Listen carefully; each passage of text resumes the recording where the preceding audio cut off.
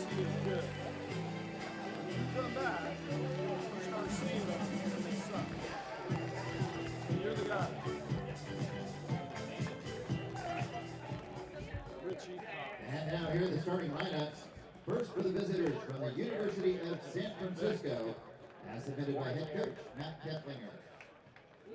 Leading off at shortstop, number 31, Luke Keishel. Batting second in left field, number 36, Zach Freeman. Batting third at first base, number 22, Gabe Gioso. Batting fourth at third base, number 12, Mario Tamara. Batting fifth in right field, number 15, Harris Williams III. Batting sixth at second base, number 4, Kyle Nell. Batting seventh, the designated hitter, number 7, Christian Stapleton. Batting eighth in center field, number 5, Nick Jovetic. And batting ninth and catching, number 25, Lane Oliphant. Starting pitcher for the Dons today is number 41, Jesse Barron.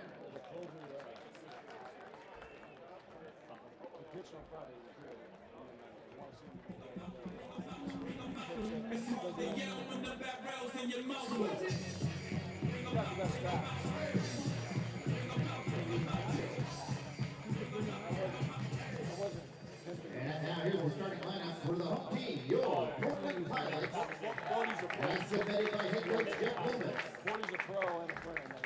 Leading off in center field, number 4, Jake Holcroft.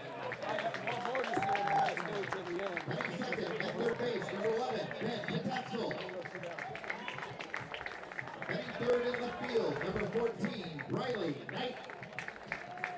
Batting fourth at first base, number 2, Sam Brown. Batting fifth, the designated hitter, number 3, Trace Tamaro. Batting sixth in right field, number 1, Dave Scoro. Batting seventh at shortstop, number 20, Spencer Scott. Batting eighth at second base, number 7, Jake Sukata.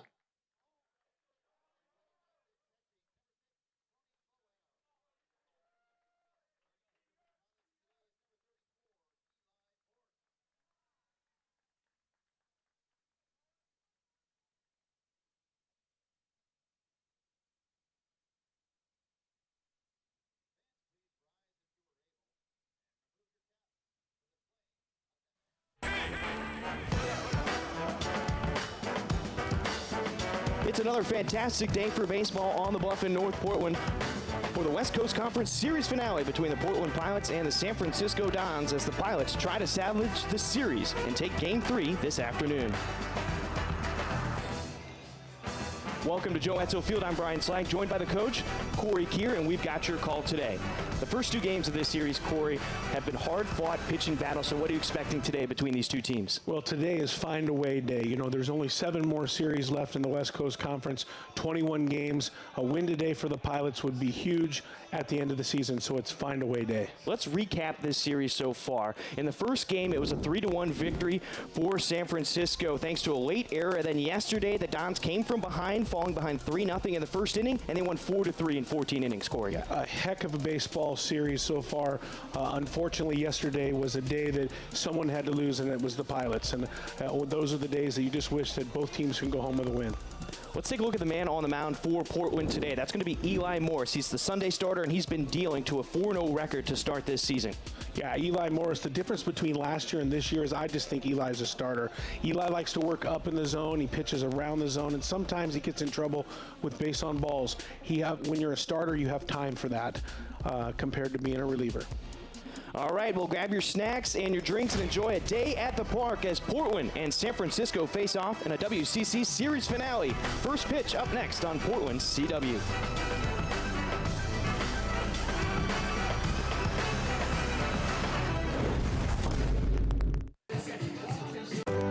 We have all been challenged and wonder, where do we go from here? Find your purpose in a welcoming community. question assumptions, and discover truths. You could join a team researching ways to prevent cancer. Immerse yourself in social justice. Challenge yourself to rise above expectations and apply your knowledge to make a living and a difference. Engage in the pursuit of education with a deeper purpose at the University of Portland.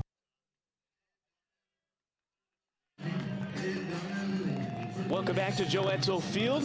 Brian Slyke and Corey Keir with your call. Let's get you the starting lineup and the batting order for San Francisco today.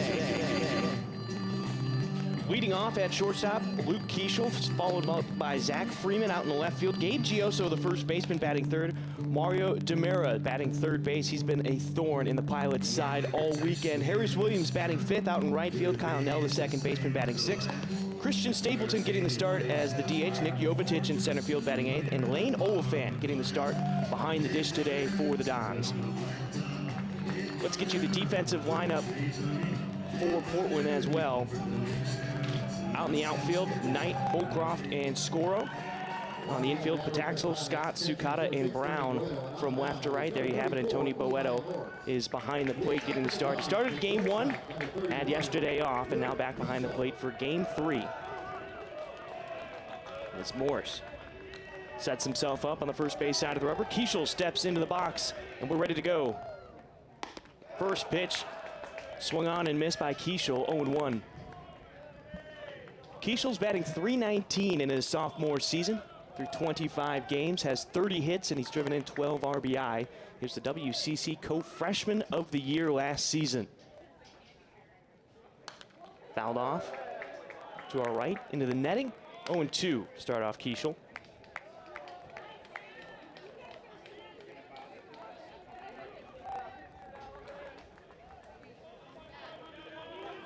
Keeschel's a sophomore from Watsonville, California. The 0-2 from Morse. Fouled off into the netting. Right now they're expecting Keeschel to pull the ball with Sam Brown off the line at first. Sukata closer to the bag at second. Pataxel back to his normal third base position. Now Spencer Scott is getting the start at short, which means Ty Saunders has the day off today. The 0-2. Blocked by Boeto, 1-2. Yeah, whatever you do, if you're an infielder and you get a ball, you better get rid of it quick, because this young man can really run. We've had lots of great times on him through the whole series, and he's shown that he's a weapon with his feet. I was gonna say, I'm pretty sure you had a timed at almost a 4 going up the line. The 1-2. Hit into left field, a leadoff single for Keeschel and the Dons to start off today's game.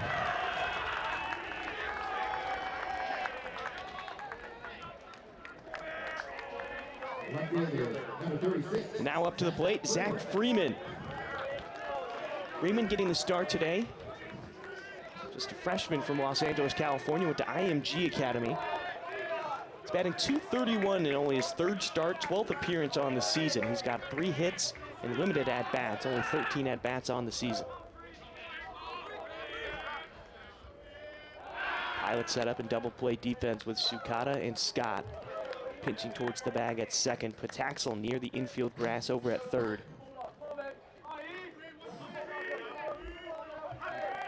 Portland wearing their purple tops, pinstripe pants. Swung on and missed, 0-1 to start off the freshman. Portland in white across the chest. And the white numbers on the left lower oblique for Portland. For San Francisco, black tops with the USF logo on the chest, and the numbers on the left lower oblique. The back of the uniforms are a camo mixture of black, gray, and white. Pants gray for San Francisco. Here's the 0-1. Morse from the stretch. Keeschel secondary. Boeto back pick down to first. Keeschel back safely. 0-2 to start off the freshman.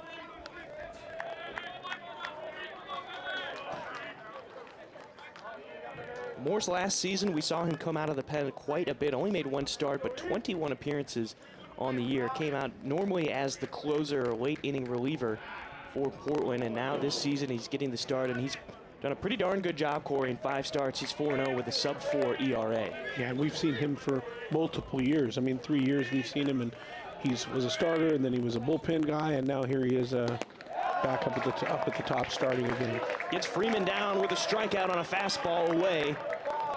And Gabe Gioso comes to the plate. First baseman, number 22, Gabe Gioso. Gioso, the senior, batting a hair under 300 at 299, making his 22nd start on the year. 23 hits on 77 at-bats, driving in 19 RBI. That leads this Dons club. As he bats from the right side, the slightly open stance. Keishel, decent lead over at first. Now takes his secondary. High fastball from Morse, starts out the count 1-0. Brian, I feel like we were just here because of yesterday's game with 14 innings of baseball. It seems like we just left the campus, came back. I feel like it's game 4 of this series. Yeah, no doubt. Now, despite going 14 innings yesterday, Portland only used 3 arms out of the bullpen, and one of those arms only threw 1 pitch and produced a double play. That was Ryan Rembiz. It's another swing and a miss. Evens the count at 1-1 on Gioso. Brett Gillis went strong, 6 innings of work, only 1 run given up. Peter Allegro went 5 innings of work, 2 earned runs. And Joey Gartrell gave up 1 run as well. Morse with the runner on first. Runner's going, and it's a hit and run. This one's hit into the gap. Keishel stopped at second, stopped his momentum. He's over at third. He's sent home. Keishel drops his helmet. Sukata throws home. It's not in time. An RBI double for Gabe Gioso. And the Dons are on the board first, 1-0 in the top of the first inning.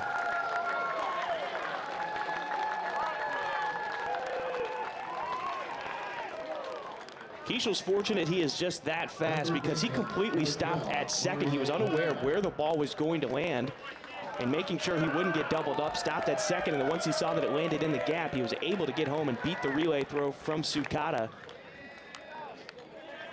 But Gioso now in scoring position up at second with 1 out, and now at the plate is Mario Demera, who's been troublesome for Portland in this series. First pitch strike, it's 0-1. Yeah, number 1 absolute at base running is see the baseball, and he was stealing, so when the ball was hit, you know, you have to use all your senses. The ball was hit, obviously he heard it, but he couldn't find it. And he's fast enough to round second, take a look, and then still score. Ball gets away from Morris Boeto, fortunate to keep his body behind that ball and keep it in front of him. 1-1. Demera, the sophomore, batting .265 in his 24th start this year. 27 hits, 18 RBI. The 1-1. Slider off the plate for a ball, 2-1. Demera, sophomore from San Mateo, California. Yesterday, he was 4 for 5 with 2 RBI and 2 walks. 2-1. Chopper down the third baseline. Pataxel fields it on the up hop and got it up into his stomach, and he lost control of it. An infield single for Demera. And we'll see if they'll mark that one a hit or an error, but a tough play for Pataxel. He was playing behind the bag at third, got a bad hop as he was charging it, and it went more up into his stomach than in his glove, and never really had a chance to get it over to first. Yeah, no chance. That's an error. He's playing deep, has to come in. He tried to get it on the short hop, but couldn't get on the short hop, and actually, just by minimizing damage there, I mean, the bag was unoccupied, and it's good that Keishel didn't try to move up on that, but really a good play considering the circumstances. Pataxel now off the line at third. He's about 10 feet away from the line on the infield grass now with runners on first and second and 1 out, top of the first. Fly ball into left field.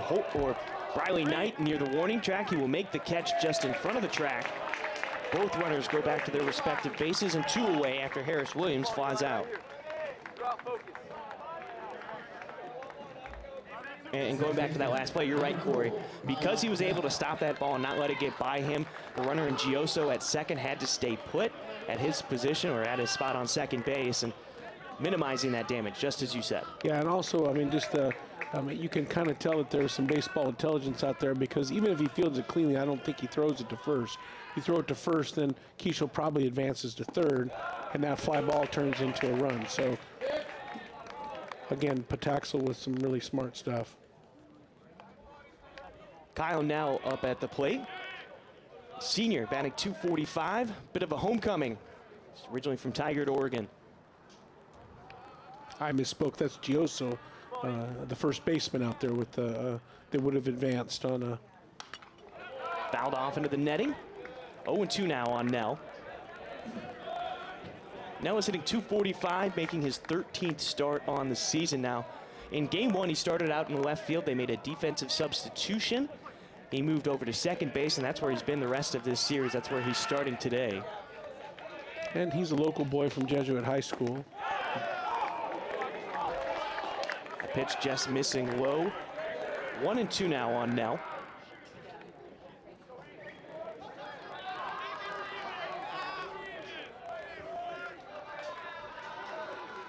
No doubt, must be nice to have some family in the ballpark watching you, not have to travel all the way down to San Francisco. Quick car trip from Tigard. 2-2. After the breaking ball, can't find the zone. Yeah, I think Eli liked that 1-2 pitch, thought it should be a punch. Probably overthrew the breaking ball a little bit. Take a deep breath here and try to get yourself out of this inning and minimize damage with just one. Morse looks back at Gioso twice now. Comes home on the 2-2, gets Nell swinging. Second K of the afternoon, and they strand 2 runners on, but the Dons get 1 as we head to the bottom of the first. Holcroft, Pataxel, and Knight coming to the plate for the Pilots. We'll be right back on Portland CW.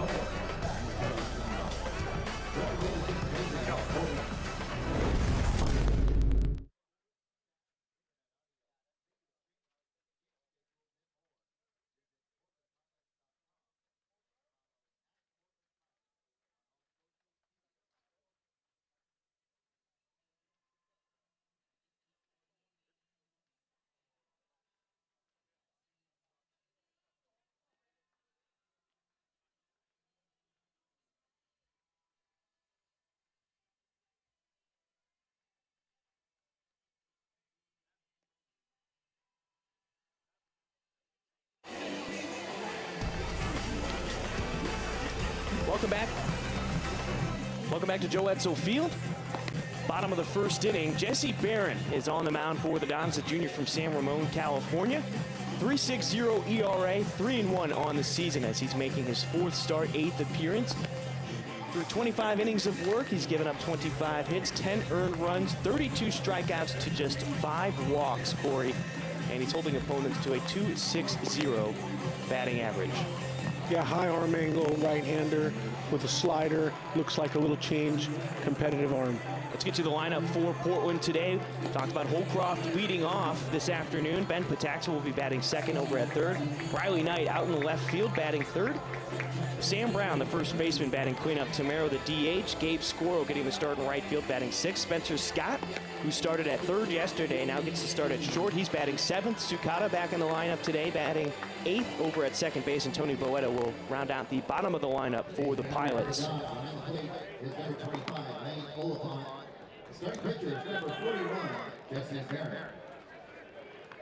Well, Holcroft has not had a great series so far. Yesterday, he was 0 for 7. And he was 1 for 4 the day before, so 1 for 11 in this series. And mind you, going into the BYU series last weekend, he had a 6-game hitting streak going. Ground ball to the right side, and there he picks up that first hit of the day on the first pitch that he sees, and a leadoff single for Portland. Yeah, he didn't give me a chance to prop him up and tell him one of the big issues he's had is he's faced some pretty filthy left-handed pitching. And a lot of his at-bats yesterday were just breaking ball, breaking ball, breaking ball. And left breaking ball is difficult. Now he's got a right-hander today that obviously first pitch he banged one out into right field and has a hit. Holcroft, 3 stolen bases on the season so far. About 6 feet off the bag over at first as Pataxel steps to the plate. Hits one into left center field. This one could drop, and no, a diving grab by Zach Freeman, the freshman making the start today. Came in as a defensive replacement late in yesterday's game for Darius Foster, and now he's getting some love from his own dugout as the Dons holding up their hats and congratulating Freeman on a spectacular play out in the left field. Yeah, that's a big league play out there. I thought that ball was in the gap, and he comes out of absolutely nowhere. Full layout dive, and then he got up and threw a missile back to first, and their first baseman didn't even know it was coming.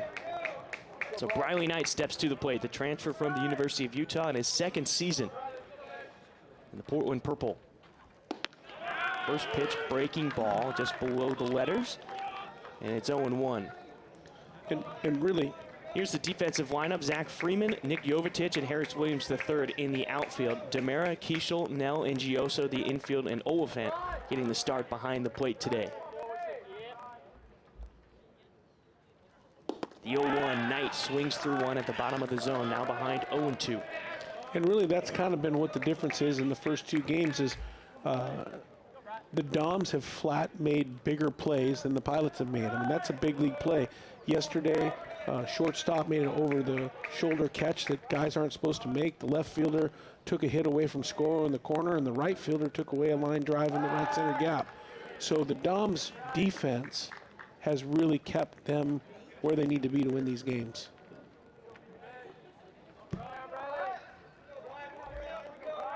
Well, it should be said that yesterday, after Portland came out with 3 runs in the first inning, San Francisco was playing from behind the entire game. No chase from Briley Knight on the low and away pitch, 1-2. But Adam Shue, he came in the second inning already down 3-0, and he delivered for the Dons. 4 scoreless innings, only giving up 2 hits.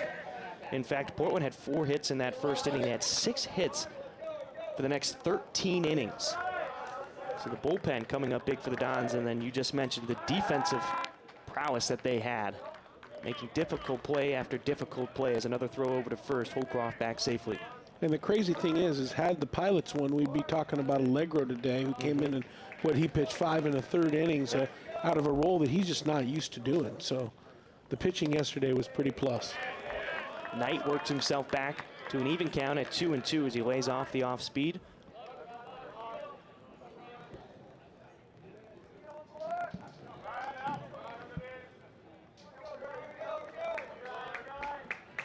.64 degrees here in North Portland today. Mostly cloudy like it was yesterday. Knight pops up. This one's going to stay in the field of play. Demera in front of the Pilot dugout makes the catch, and there's 2 away.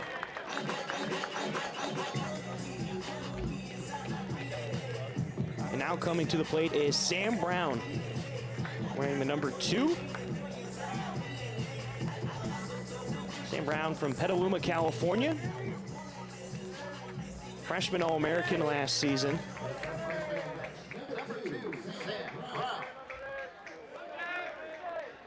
Another one I expect to have a better day today with a right-hander on the mound. He saw a ton of left-hand, left-breaking balls as well.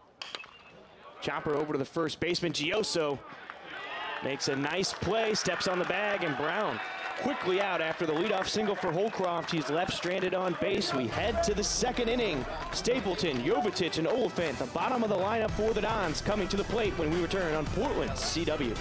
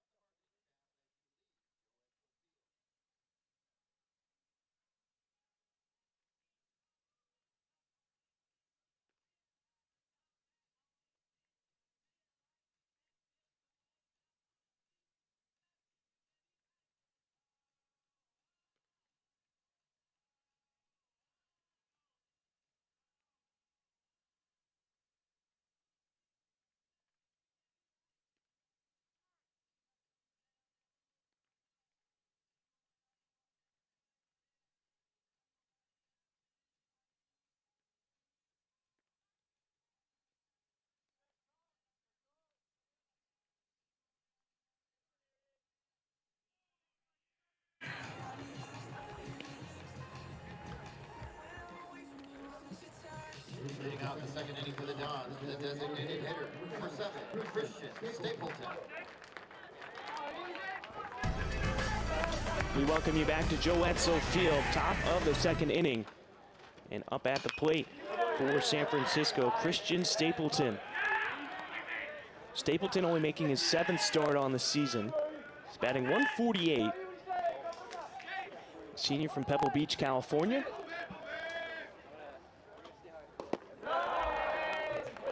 Strike two, now behind 0-2. Stapleton came in as a pinch hitter yesterday for Michael Campagna and did not pick up a hit in his time at the plate as Morse puts one in the dirt, blocked by Boeto, 1-2.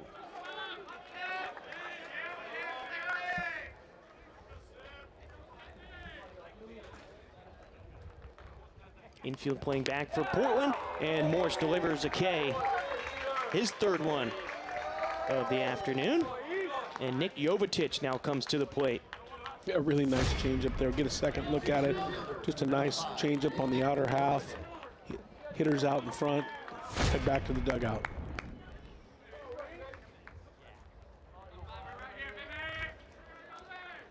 Jovetic first pitch. Slider that goes inside, out of the zone, 1-0 to start off Jovetic. The senior's batting .207 on the season from Missoula, Montana. Gets one off the end of the bat, slow roller. Pataxa will cut off Spencer Scott and deliver a strike over to Brown, 2 away.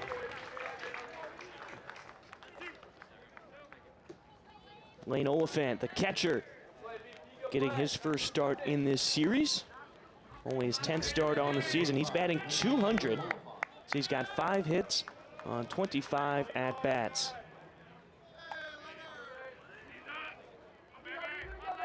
Oliphant's a sophomore from Reno, Nevada. Fouls one off of himself, behind 0-1 to start off this at-bat.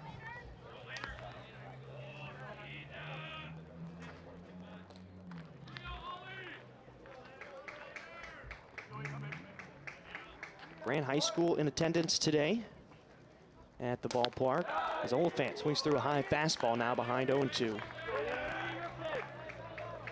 They get a chance to watch one of their former teammates today. Spencer Scott is getting the start at shortstop, freshman from Grant High School here in Portland, Oregon. The 0-2. Strike 3. Oliphant stuck in his tracks. 1-2-3 inning for Eli Morse in the second. We head to the bottom of the second. Trace Tamero leads things off for the Pilots, followed by Gabe Scoro and Spencer Scott on Portland CW.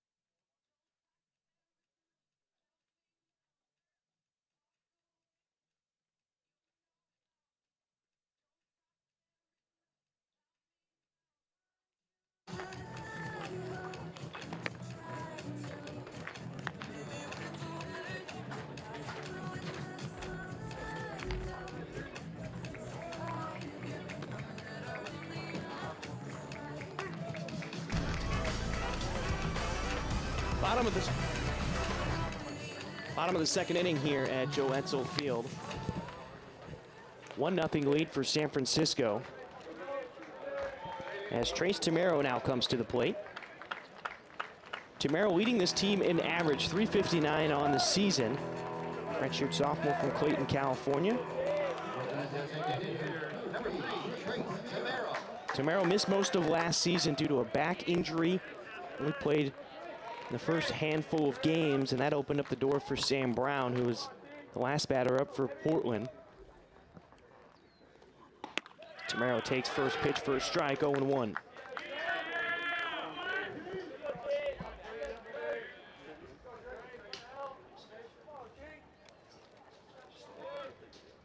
The 0-1.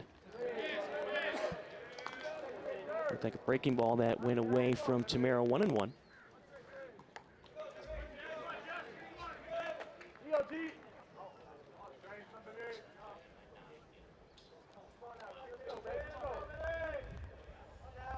The 1-1. No move from the catcher, Oliphant. Ball called by Tyler Schmidt, the home plate umpire. 2-1 on Tamero.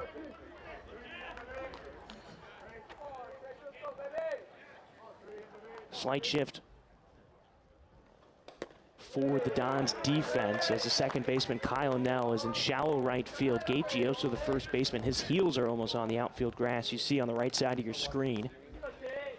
Keichel, the shortstop, playing closer to the bag at second, and then the third baseman, Demera, is almost in the 5 hole.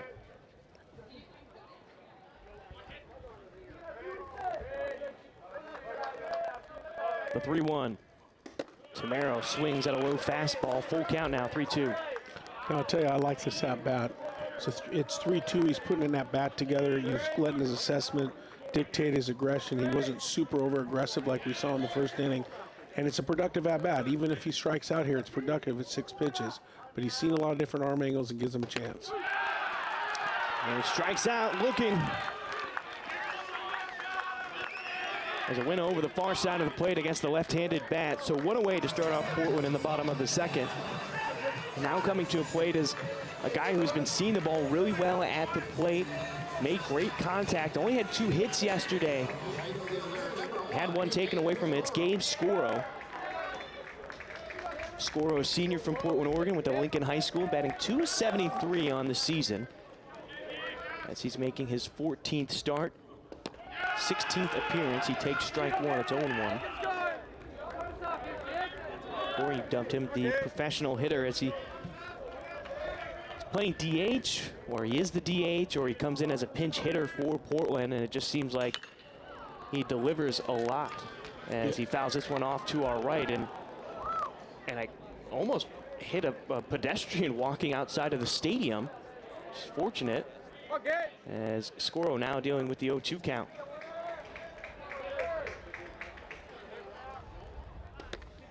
Breaking ball stays inside on Scoro, 1-2. Yeah, he's had a lot of different roles. I mean, we've seen him come off the bench. We've seen him pinch hit. We've seen him DH. We've seen him play the outfield. And he's a senior now, and he's super productive. So he's been in the lineup a lot lately. The 1-2. Ground ball to the left side, finds its way into left field. A one-out single for Gabe Scoro. As he just continues to fit that nickname, Corey. Professional hitter. Here's another look at it. It looked like a breaking ball on the inside part of the plate. Spencer Scott getting the start at shortstop today. Now comes up for his plate appearance. Freshman batting .300 in 10 appearances this season. He's making his 9th start. He's looking for his 10th hit of the year. Plays off the high pitch, 1-0.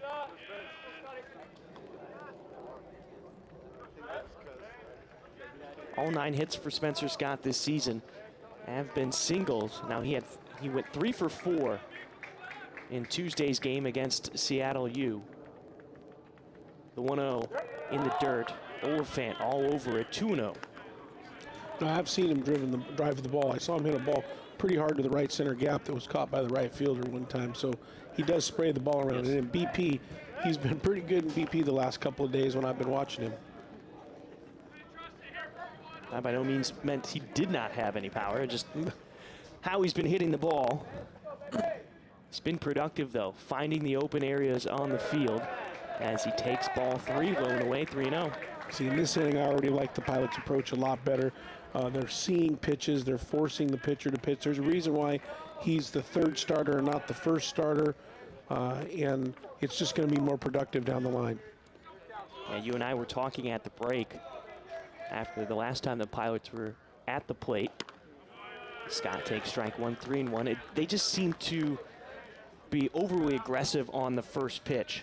Like Sam. I mean, Sam has been facing a bunch of filthy lefties. He gets his first chance at a righty, and he swings at a pitch that he thinks he can handle and hits a ground ball to the first baseman. And he looked disappointed, and he's disappointed because he knows that he probably could see a few pitches and then rail one to the fence. Strike 2 called on Scott. Landed on the outer half of the plate. Full count now, 3-2, as Barron gets himself back in the count after falling behind 3-0.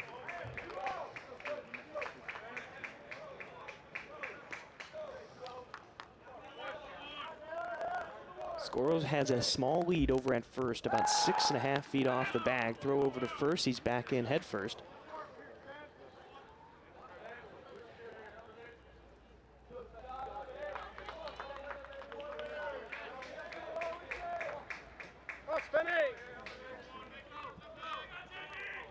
Portland trailing 1-0 in the bottom of the second. They dropped the first 2 games of this series, 3-1 and 4-3. Chopper down the first baseline and foul. Gioso missing it in foul territory, so back to the 3-2 count.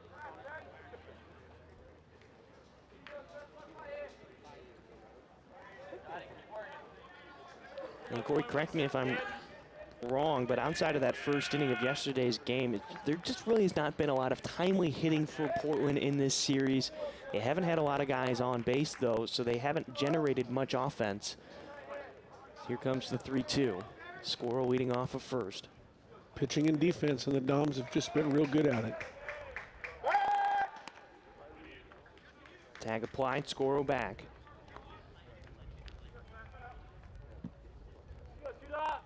Barron keeping an eye on the senior from Portland.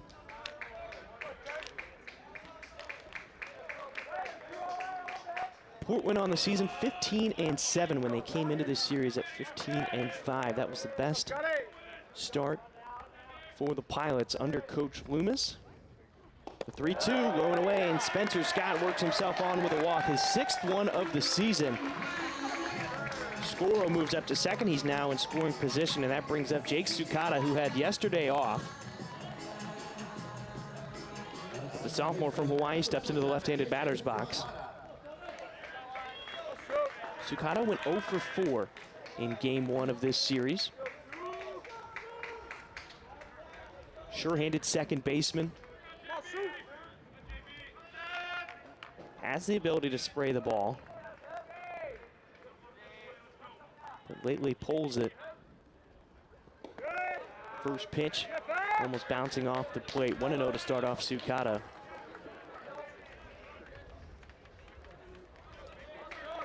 Middle infielders playing at double play depth. The first baseman, Gioso, sort of in that 4-hole area between second and first, playing behind Spencer Scott.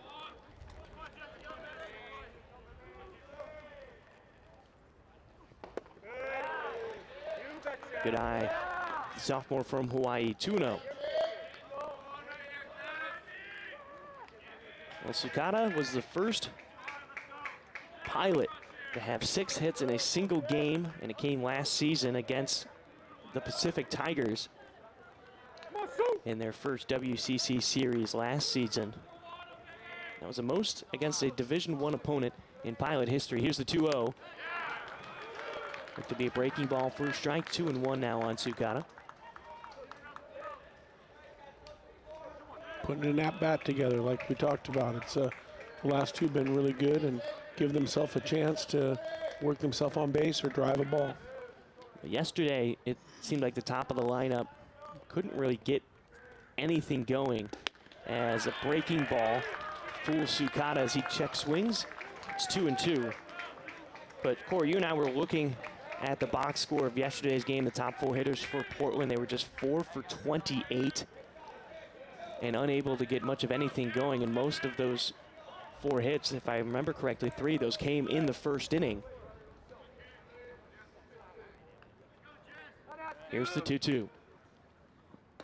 Missing well off the plate in the right-handed batter's box, so another full count for Portland at the plate.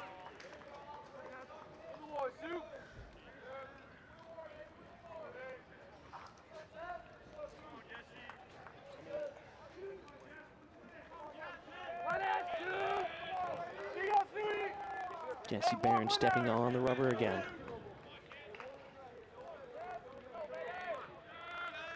Getting set for the stretch. First base side of the rubber, looks back at Squirrel, comes home, fouled off by Sukata. And I think that one caught the catcher. We'll go back to the full count. Pilots trailing 1-0. After 1 run came in and scored. That was Luke Keischel who scored on the RBI double by Gabe Gioso into right center field. Part of a hit and run.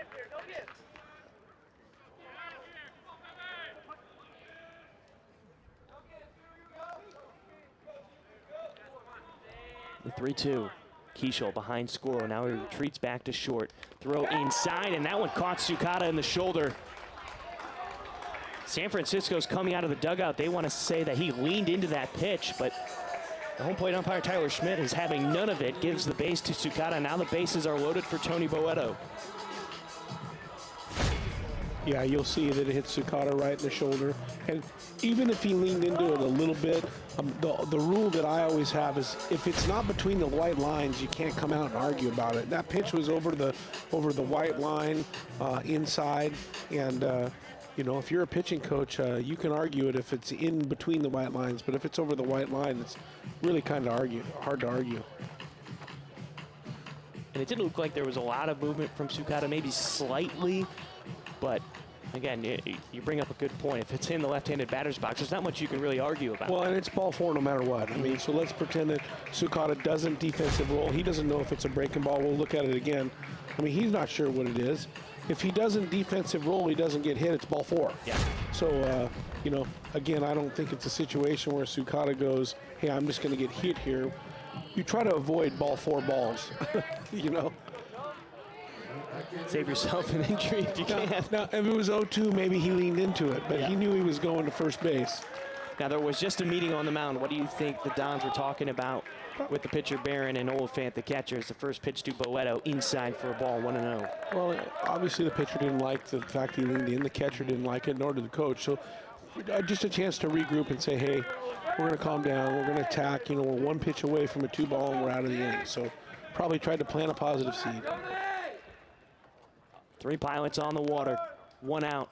In the bottom of the second, Boeto. He might have gotten just a hair of that ball as it pops out of the glove of Oliphant, 1-1. Skoro's over at third. Scott is on second. Sukata is on first. Boeto's hitting well. He hits in that right center gap, and there's a little advantage with left-handed center fielder and right-handed right fielder. Hits a ball to that gap, a few runs could score. Boeto fouls it off into the backstop, 1-2. I mean, you and I have always talked about you win the games in the gaps in left center and right center. And a perfect example of that is Gioso in that first inning. The right center field gap allowed Keishel to score all the way from first, even on a hit and run where he stopped at second to try to locate that ball. Yeah, the game is definitely won in the right center gap when it comes to baseball. The 1-2 with 1 out. Boeto, fly ball into right field, dropping back. It's Harris Williams. He's near the warning track and will make the catch on the run on the warning track. Skoro tags up from third.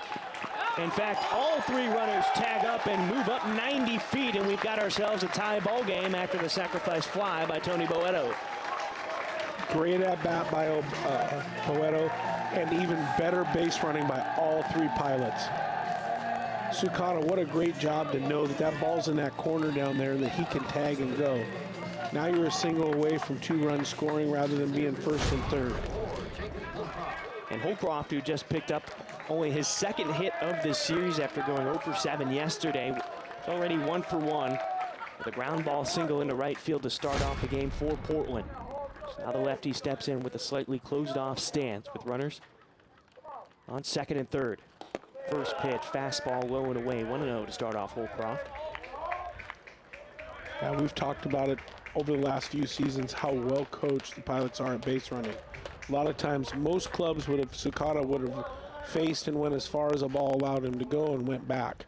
Instead, he was thinking tag the whole way, and now just a little hit over the third baseman's head, you get 2 runs instead of 1. So, great base running. Changeup missing off the plate, 2-0 now on Holcroft. Holcroft came into today batting .298.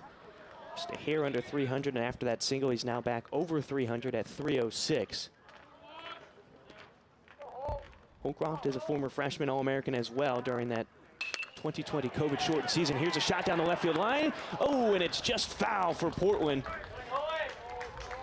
Could have been a dangerous 2-bagger.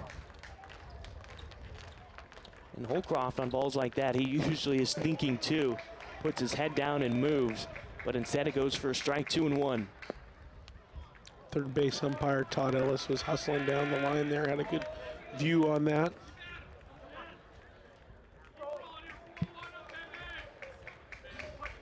Todd Ellis, a local umpire, started cutting his teeth back when I was a freshman coach, and he was coaching umpiring freshman ball, and then worked his way up to varsity ball, and then was the assigner, and then did college ball, and now here he is umpiring a Division I game. So good for Todd. Yeah, put in his dues, made his way up. Here's the 3-1 to Holcroft.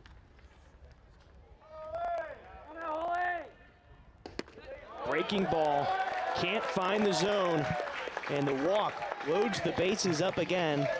This time for Ben Pataxel, who, if you remember correctly, put a drive into a ball into left center field, but it was the freshman Zach Freeman who came flying in and making a diving grab in left center to steal a hit away from Pataxel. So he's seen the ball well. This could be a dangerous moment for the Dons. Right where you want to be, the bases loaded with your best hitter at the plate statistically. So again, find that right center gap and get it down, and runs will score. Right side of the infield playing up towards the bag at second. And a ground ball into left field. Spencer Scott scores. Sukata held up at third as Freeman comes up throwing, cut off by DeMera. And an RBI single for Ben Pataxel, and the Pilots take a 2-1 lead.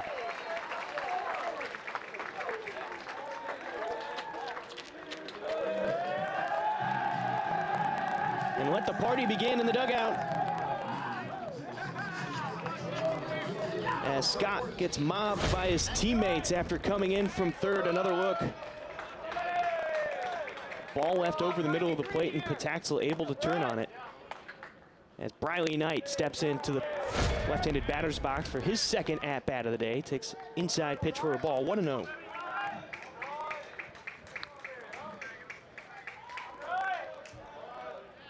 It seems smart of Coach Valentine to hold up Sukata, with Freeman having the stronger arm. That's why he was a defensive replacement yesterday for Darius Foster, as Knight fouls this one off to our left, 1-1. Also, the ball was a missile. I mean, Pataxel hit the heck out of it, and it got out there quick. And also look at where you're at in the order, too. You're at your 3-hitter. You want to give Briley a chance to hit a double here and get 2 instead of getting thrown out at the plate and not get that chance. Right side of the infield playing back. Nell, the second baseman, feet are on the outfield grass. Knight wanted to swing at it, didn't. And a good eye results in a ball, 2-1. Now today I told you that watching batting practice, the hottest guy in batting practice was Briley Knight. Balls were flying out of the yard regularly. He's 0 for 1 today. He popped out to DeMera in foul territory his last time up. Fouls it back into the net, or into the backstop, I should say, 2-2.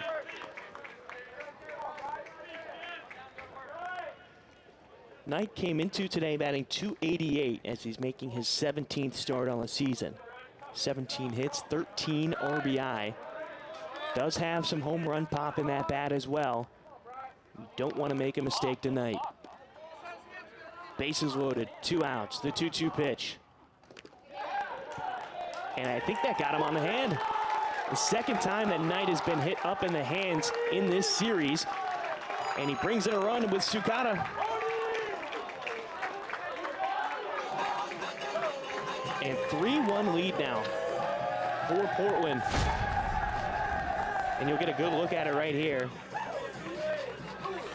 It almost looked like it caught his back arm, maybe. Yeah, back arm, maybe Nick ricocheted off the elbow pad, but again, it was on the inside. It wasn't between the white lines, so there's not much to argue. So 3 runs have come in to score now, as the bases are backloaded for Sam Brown at the plate. First pitch goes for a ball, low and away, 1-0. I'm excited for this at-bat. Obviously, his first at-bat wasn't great, but Sam's going to put one together, and I've been excited to see it. Holcroft, Pataxel, and Knight are all on base. The off-speed gets a strike on Brown, 1-1.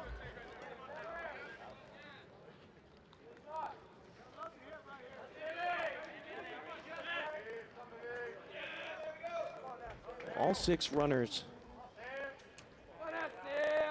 that have reached base today. Here's a chopper, slow chopper down to third base, fielded by the pitcher, and he can't make a play. An infield single brings in a run. Holcroft scores. And it's probably not the big hit that you wanted, but you'll take the single, the RBI, any way you can get. It's how baseball is. You get in a little bit of a funk, And sometimes it takes a capper ball that goes about 30 feet to get you back going. And just hit it where they ain't. And he certainly did. I don't think you could hit it off the cap any better than that, Corey. As Trace Tamero now steps to the plate. He started this inning with a strikeout looking.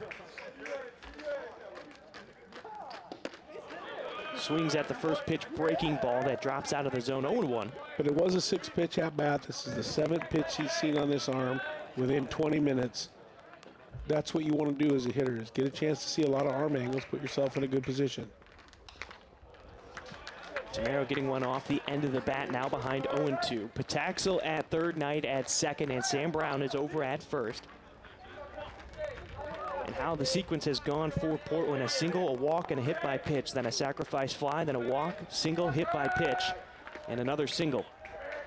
4-1 lead for Portland as Tamero takes ball one. It's 2-1, or 1-2, excuse me.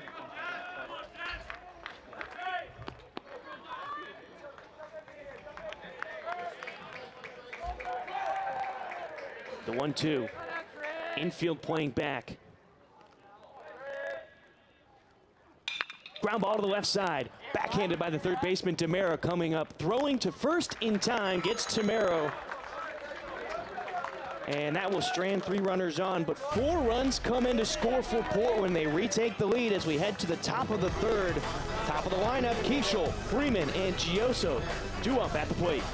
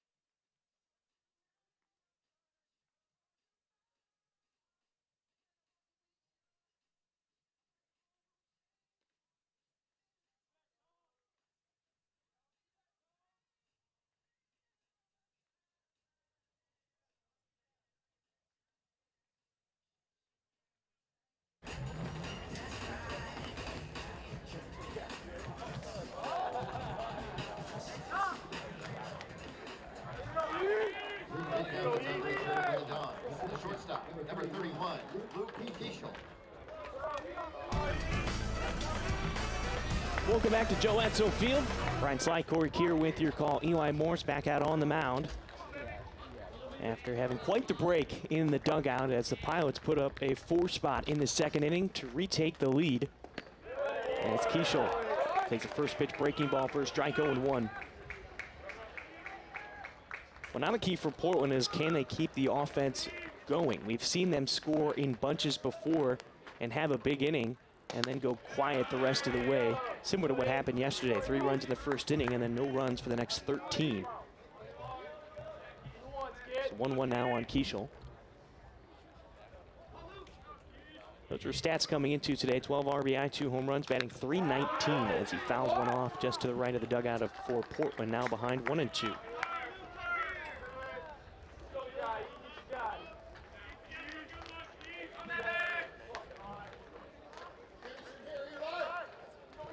Morse has a chance to pick up his 5th strikeout, and in this at-bat, fly ball goes foul to our right out of play. We'll go back to the 1-2. Well, with the nicer weather here in Portland, even though it's mostly cloudy today, but 64 degrees, feeling warm on the bluff. You've got quite a few fans over on the right field berm now, Corey, and seems to be a popular spot for the families. Here's the 1-2. Keishel rips one into left field, and Knight won't be able to make a play on it. A one-hopper to him, and Keishel is now 2 for 2 with 2 singles.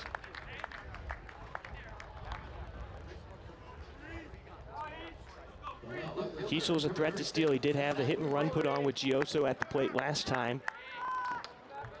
17 of 21 on stolen base attempts this season.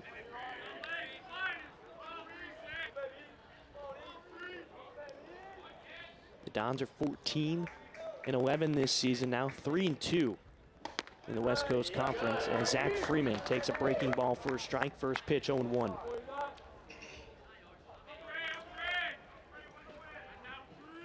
Three hits on the season for Freeman, as he's only making his third start in 12th appearance. The 0-1. And came into yesterday's game as a defensive replacement, but did not get in at bat. Here's the 1-1.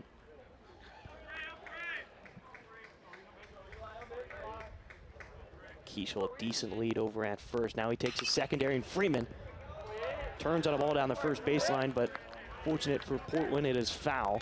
1-2.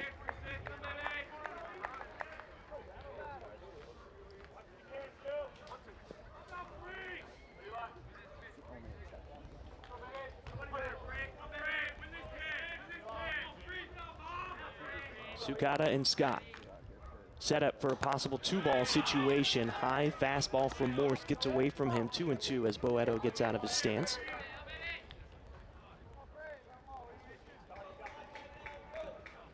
Now Sukata going back to his normal position at second. The left side of the infield now playing up towards the bag at second. Breaking ball. No call from the home plate umpire. Tyler Schmidt seemed a hair high. Full count, 3-2.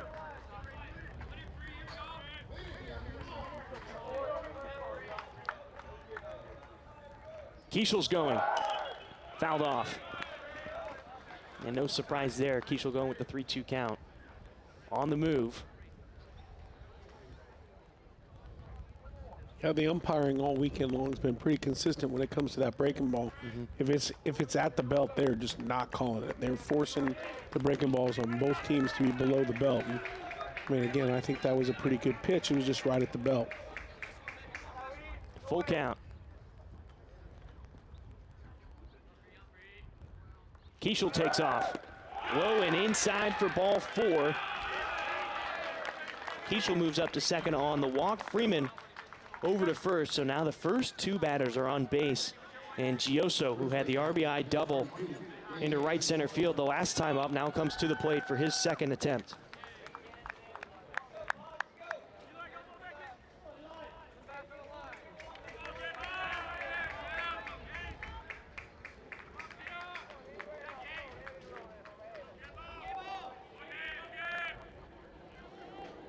Gioso's hitting .286 with runners in scoring position as he fouls off that pitch. 0-1.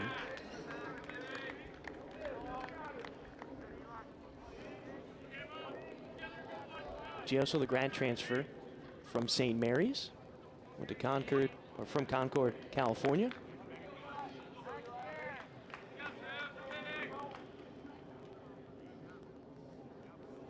Moore steps off the rubber, fakes a throw.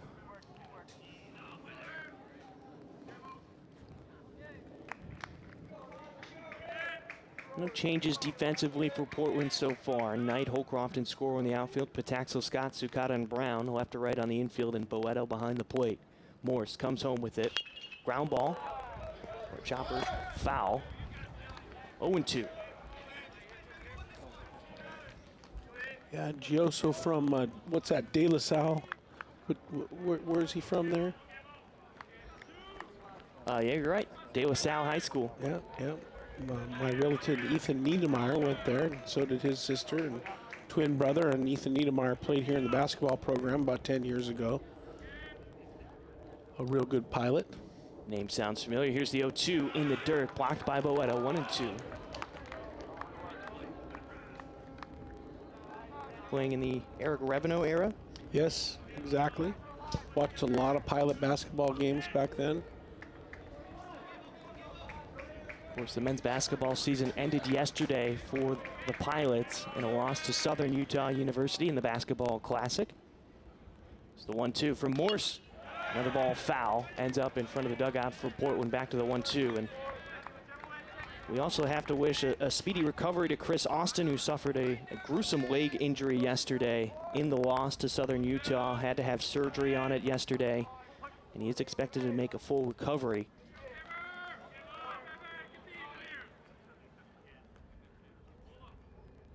The 1-2, Sukata close to the bag at second. Breaking ball to Gioso, no call from the home plate umpire, 2-2. And there it is again, Corey. Just breaking ball above the belt, called the ball. Yeah. That ball's, what's the width of that belt? You bet 2 inches? If that ball's 2 inches lower, it's probably a strike. San Francisco has 1 run on 4 hits. Portland 4 runs on 4 hits. So it's a 4-1 lead for the Pilots. Morse comes home on the 2-2. Gioso line drive caught by Pataxel at third. And the throw over to second, not in time to get Keishel. But the reaction time of Pataxel on the line at third catches the hot shot for the out.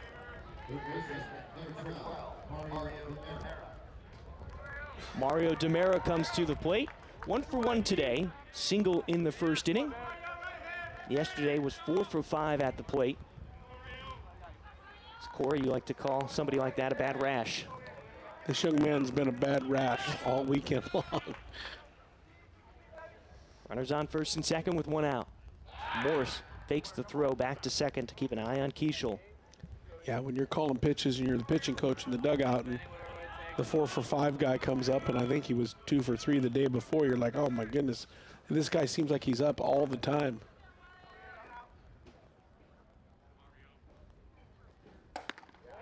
He's batting over 500 in this series now.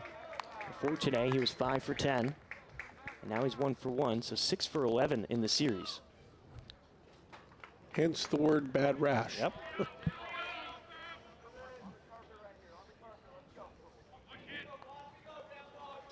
The 1-0. Keishel had a good secondary. The breaking ball finds its way thigh high, inner half of the plate, 1-1.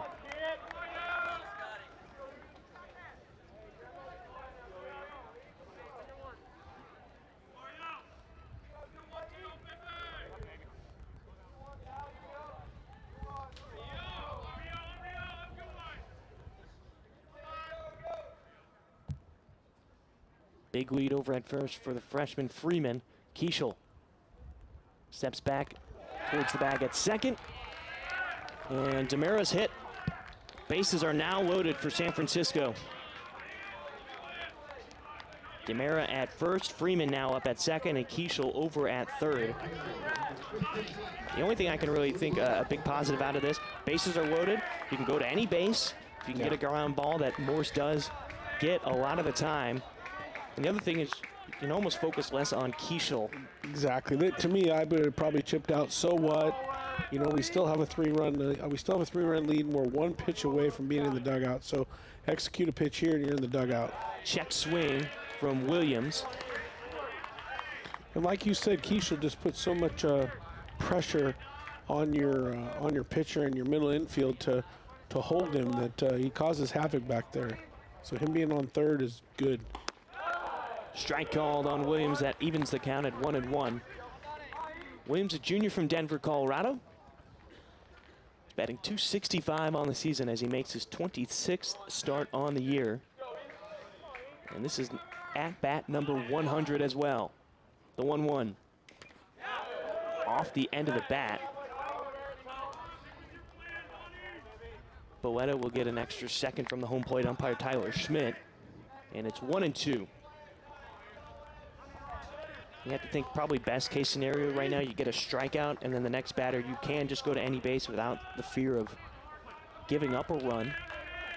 If you're the pitching coach, you want a ball to the middle infield for a double play right now. Here's the 1-2.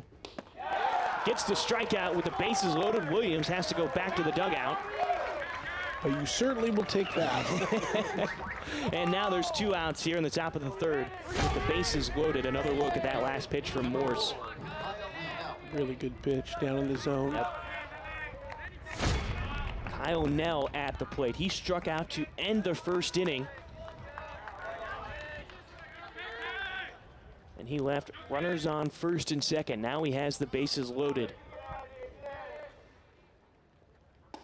First pitch breaking ball from Morse is a strike, thigh high, far side of the plate, 0-1. Yeah, I've often thought differently probably than the average guy, but you know, if you get 1 quick out and then you can, and then you put the 3, 4, 5 hitter on base and get the 6 hitter out, then that's a great inning because then you don't have to face the 3, 4, 5. You understand what I'm saying? Yeah. Now that's not ideal, and but I know that it's never really panicked me when, you know, if you get that first out of the inning, it makes things a lot easier.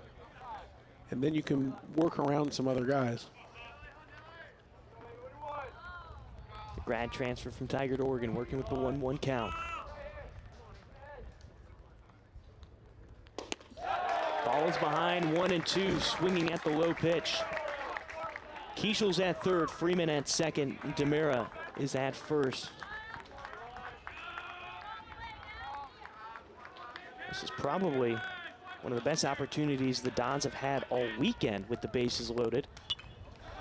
As Nell fouls it back to stay alive, 1-2. Now they've scored their runs mainly just one at a time. They had a solo home run, they had 1 run in the second inning. They had a late error. Portland had a late error in game 1 that allowed the Dons to get another run late in that game. And even in yesterday's game, they only put up a 2 spot in the 8th inning. It's not like they're putting up 4 or 5 runs together, and Boeto will step on home plate. That will end it. Morse gets out of the jam with the bases loaded and only 1 out. No runs come in to score. It's a 4-1 lead for Portland. Scoro, Scott Sukata set to lead things off for the Pilots when we return on Portland CW.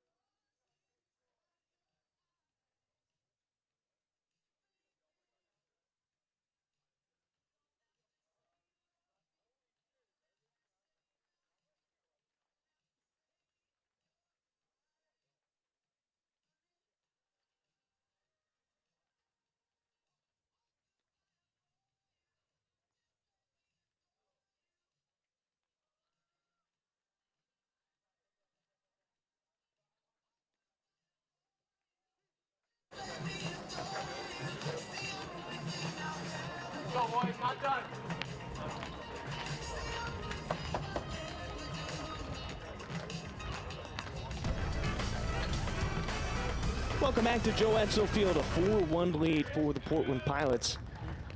Let's get a look from the dugout for Portland. Coming to the plate, it's Gabe Scoro, who singled his last time up and really has just been swinging the bat well for Portland in this series and probably over the last couple of weeks. Yeah, he sprays the ball around. I mean, if you look at his spray chart, you know, he'll hit it from line to line, from corner to corner, and, you know, you got to play him straight up. And now he pops one up into shallow right field. Kyle Nell coming in towards the dirt on the infield, and he will make the catch behind first base. Scoro is retired for the first out. Spencer Scott, freshman from Portland, comes to the plate. Walked his last time up, so no official at bat today, but he did come around to score on a Ben Pataxel RBI single.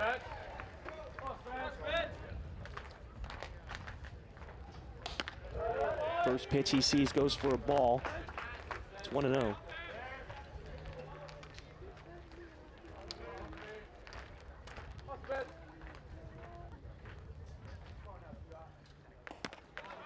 Scott takes a breaking ball for a strike this time, outer half of the plate, 1-1.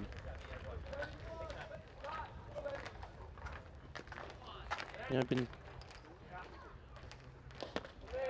I don't want to say shocked, but impressed, I guess, is more the word, in the approach for Spencer Scott up at the plate. As a true freshman, looking at some of his stats right now, he's got 9 hits on 30 at-bats, 6 walks to just 2 strikeouts.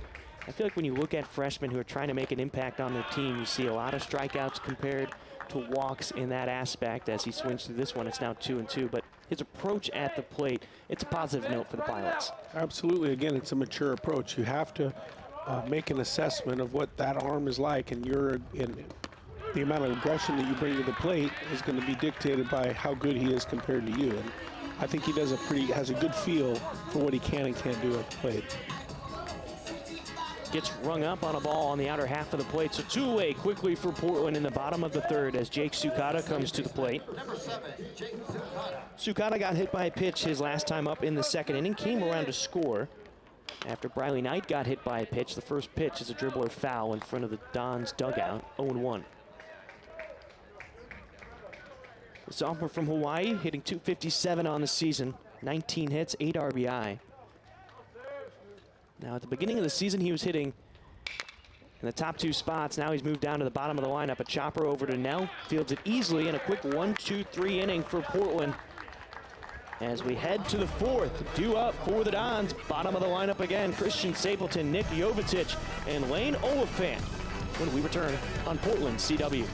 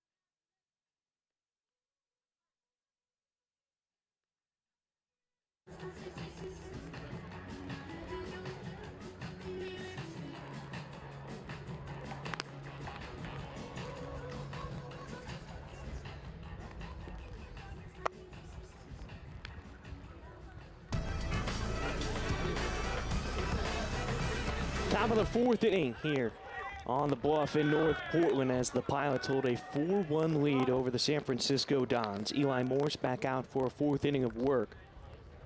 Going up against Christian Stapleton, 0 for 1 today with a strikeout in his only at-bat back in the second inning. Fly ball out into left field. Briley Knight coming in, and he will make the catch. One away to start off the fourth.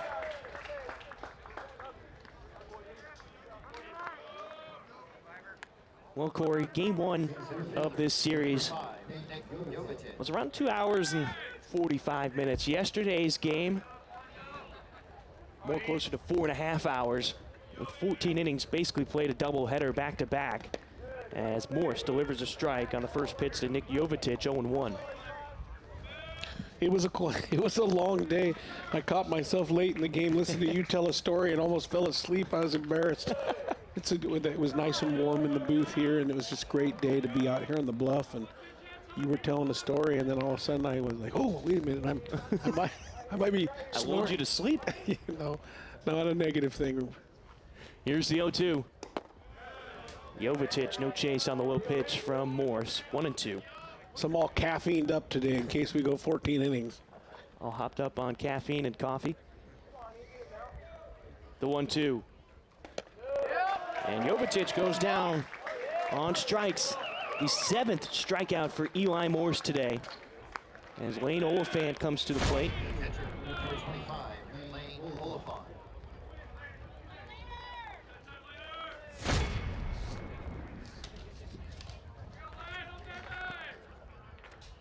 Oliphant did not have an at-bat yesterday, but did come in as a defensive replacement.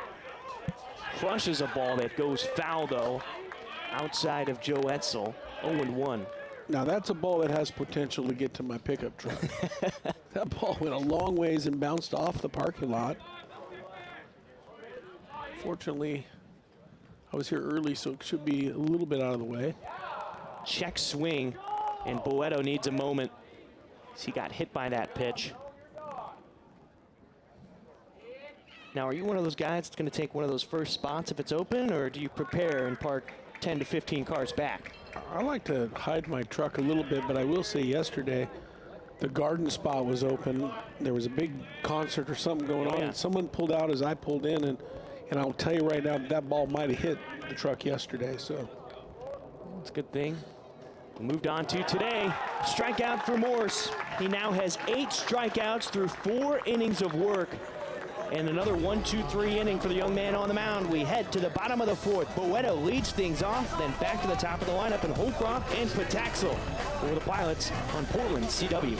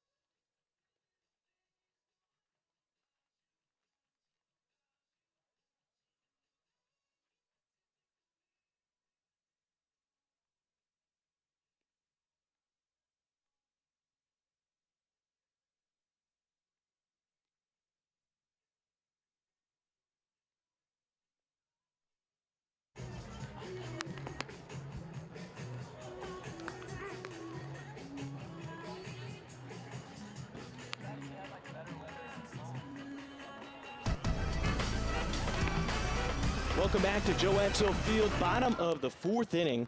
And the Pilots look to add on to their 3-run lead as they lead 4-1. Tony Boeto set to lead things off. And Jesse Barron still on the mound for San Francisco. Brian Slyke and Corey Keir with your call. Barron so far today, 55 pitches through 3 innings of work. 4 hits, 4 earned runs, 2 walks, and 2 strikeouts. Boeto first pitch and almost picked by the third baseman, Demera, as he got short hopped going into the 5-hole, and Boeto will end up over at first.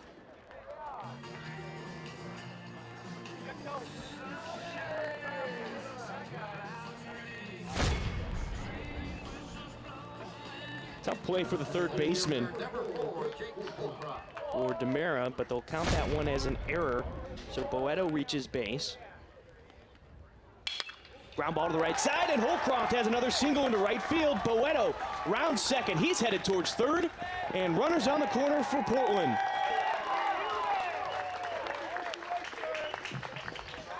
Holcroft getting hot again. Yes, he is. 2 for 2 today with a walk. And he puts a man only 90 feet away from scoring. Good base running by Tony Boeto. The ball in right field, knowing he could take that extra base. Yeah, number one absolute base running is see the baseball. The second one is know the situation. And the third one is know your opponent's ability. Well, Boeto knows that the right fielder's in the gap, so any ball behind him, he can go first to third, no problem. So that's why he did that without even hesitating. Pataxel up at the plate. He's 1 for 2 today. It's Barrett missing. Seemed to be a breaking ball on the far side of the plate. 1-0. Yeah, and if you're a young player, you know, you want to, when you take your signals, you want to look at where your opponent is aligned, so then when balls are hit, you'll know whether you can go or not without even looking. Pataxel taking ball 2, low and away, 2-0. Holcroft not a big threat to steal right here, 3 for 4 on the season. Slowly getting his lead. He's a little over 6 feet off the bag over at first. Pataxel waits on the low pitch, now 3-0.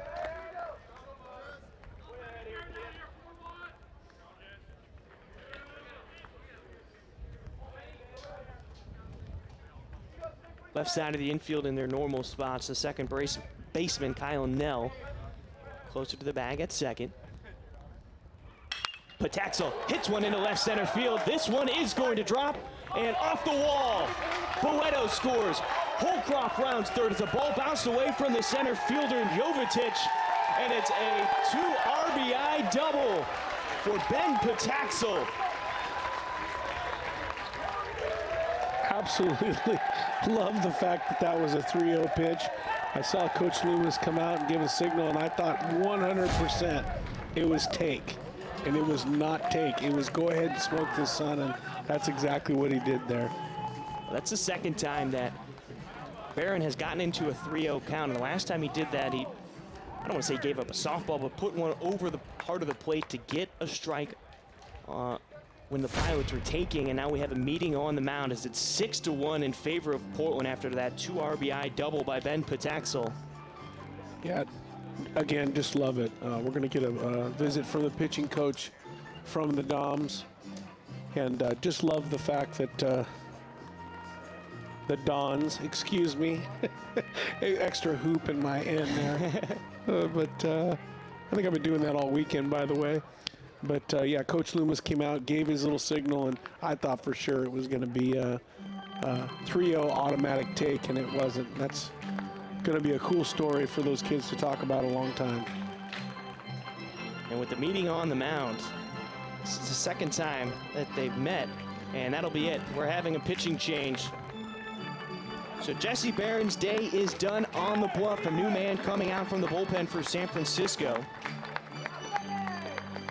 We'll send it to break as Oscar Lepay, the new man, comes out. The junior from Union City, California, warms up for the Dons. We'll be right back on Portland CW.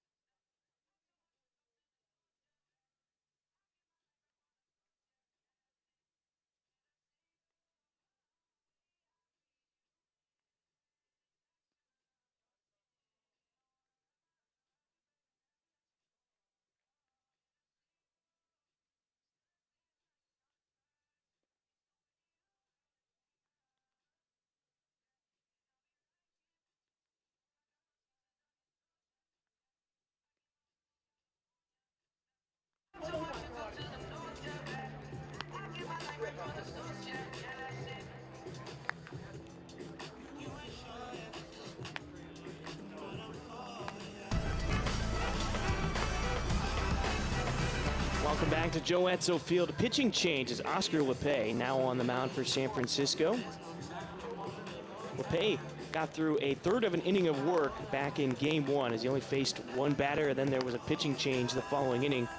But Lepay this season a 6.75 ERA as he makes his 7th appearance on the year through 9 1/3 innings of work, 7 earned runs, 7 strikeouts, and 4 walks. Opponents are hitting .256 against him. Now, he only faced the one batter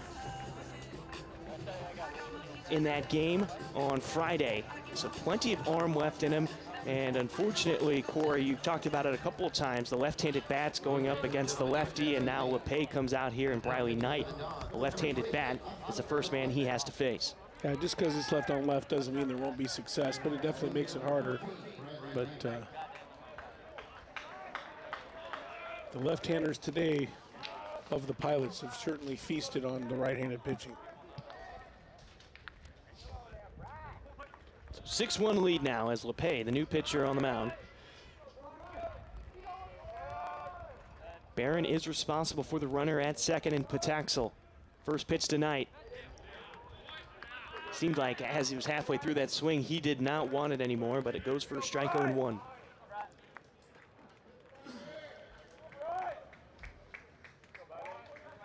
Sam Brown is on deck, still no outs here in the bottom of the 4th inning. Breaking ball that Knight just misses, ends up in the glove of Oliphant. 0-2.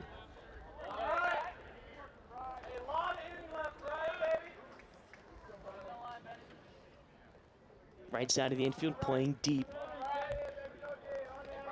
Second baseman Nell. His feet are on the outfield grass as the wind slowly picks up. Looking at the flag in center field. This one bounces into the catcher Oliphant. Pataxel stays put, 1-2 on Knight. Yeah, one thing on that ball, the 3-0 hit that Pataxel had off the wall, both outfielders thought that ball was out of the park. Neither of them moved off the bat, and it hit the top of the middle of the fence. But it was interesting, they both had to go chase it once it hit the fence. Yeah, it bounced off the fence. Jovetic was not in the right position. In fact, he had to come back out into the field of play, chasing that ball down as Knight takes the ball 2-2. It certainly sounded like a home run off the bat. It had trajectory like a home run. It just didn't quite get out. Pataxel has 1 home run, and he got that in the series against Creighton to open up the season. The 2-2. Knight, patient at the plate, gets himself into a full count, 3-2.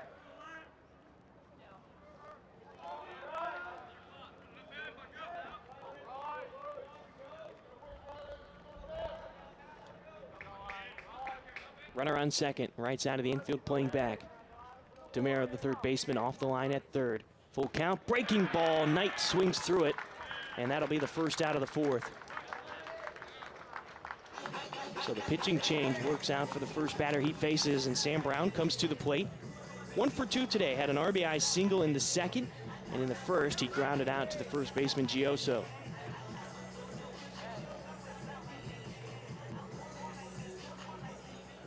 First baseman, number 2, Sam Brown.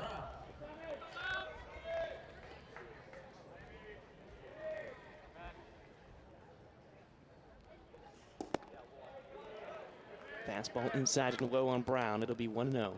Brown comes from Petaluma, California. And Corey, there's a big-time college baseball player who was drafted #1 overall from Petaluma, California, just a couple of seasons ago, as Brown takes a strike 1-1 on the inside part of the plate. Arizona State guy selected by the Detroit Tigers. Man, I don't remember his name, and I watched him play a couple years ago.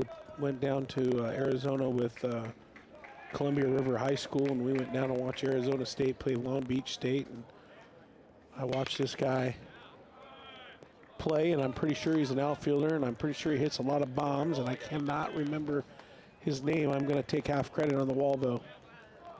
He's got a lot of torque in that bat. No, Torkelson. There you go. Yeah, thank you. Good hint. You're welcome. Yeah. I remember sitting watching him with the ball club. We were sitting there in the Arizona State's. Actually, I want to say we were in a minor league park watching this game, and yeah, he could really play. He had it was spring break, and he had 16 home runs already. Arizona State was ridiculous. The interesting story behind that is Arizona State had won so many games, and what do they call Long Beach State? The Dirtbags. The Dirtbags came in, and they weren't very good, and then they swept them. It was an interesting weekend. Brown, inside pitch, able to just get enough on the bat to foul it off, 2-2.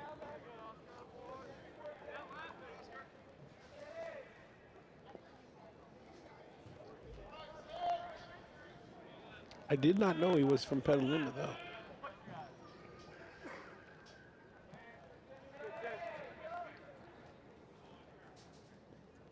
Flag blowing out in center. Pataxel. Decent lead off of second. Again, the right side of the infield playing well behind their normal positions. Nell in shallow right field. Breaking ball. Too far inside on Brown. Now works to a full count, 3-2.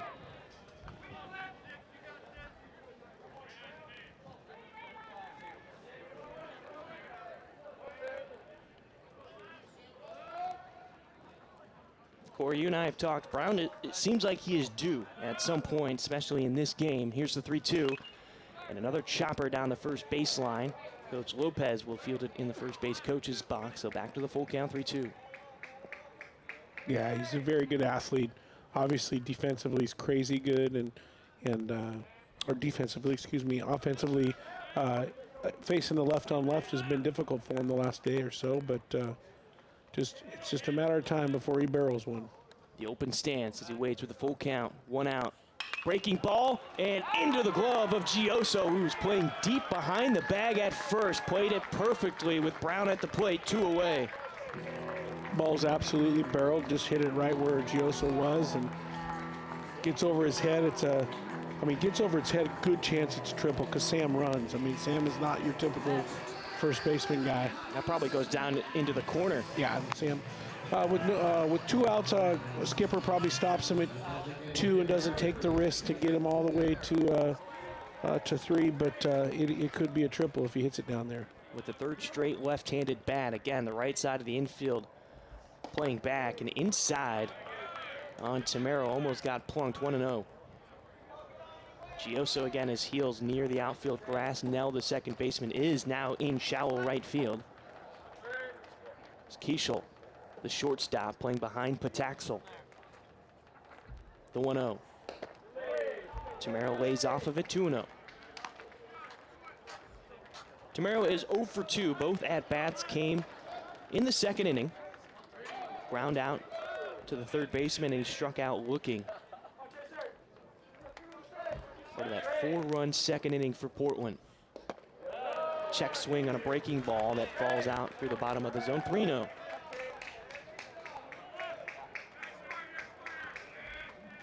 Clouds have started to dissipate here at Joe Etzel Field. The sun shining down. Something we didn't get a lot of yesterday. The overcast skies.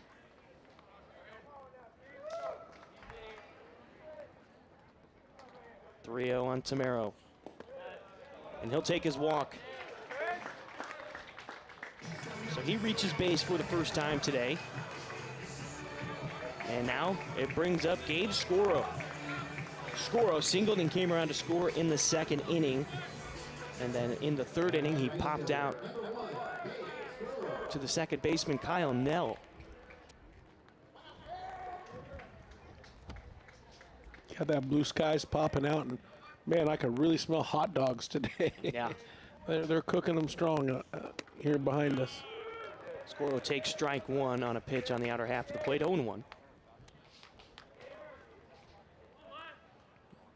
It's part of those smells that we didn't get to have last season.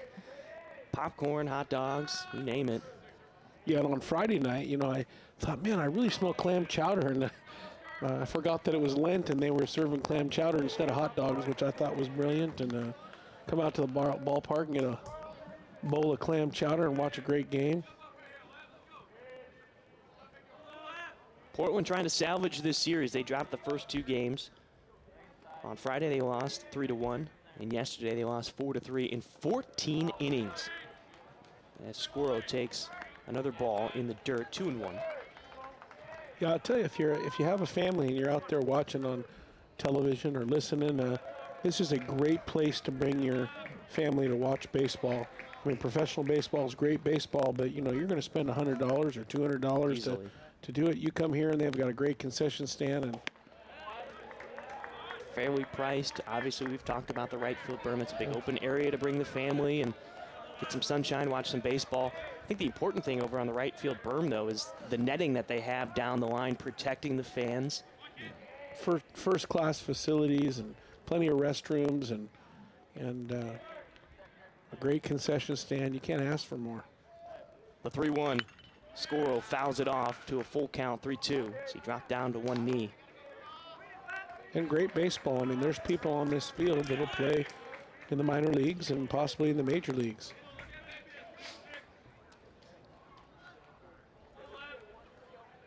Of course, for Portland last season, Chad Stevens was a draft pick by the Houston Astros. It's with the Fayetteville Woodpeckers before the season ended last year. The full count. Doesn't matter. Both runners were on the move. With 2 outs, everybody moves up.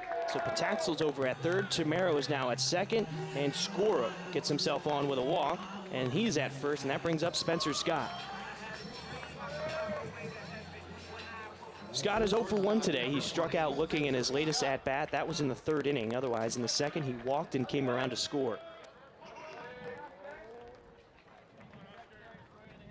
Scott is hitting .300 with runners in scoring position. 3 RBI on the season. First pitch breaking ball above the belt and inside. 1-0.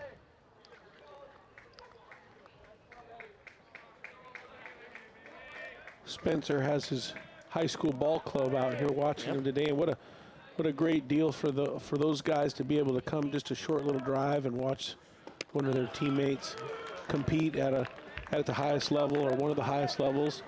And yeah, what a cool deal. And some great bonding time. You know, as a baseball coach, I always try to take my club's places, and this is a great place to do it. The 1-1. Breaking ball high on Scott, now ahead 2-1.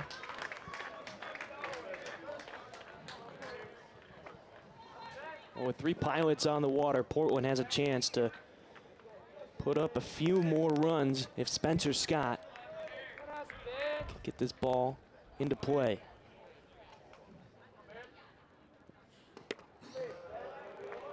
Three and 1 now. And LePay is a ball away from walking in a run. Now Barron is still responsible for Pataxel over at third.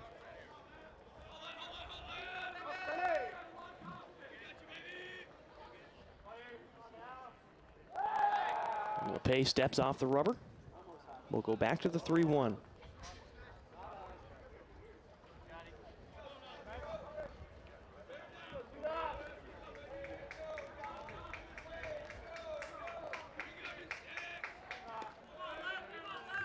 LePay looks over at Scoro from the stretch, comes home with it, and fouled off on the right side.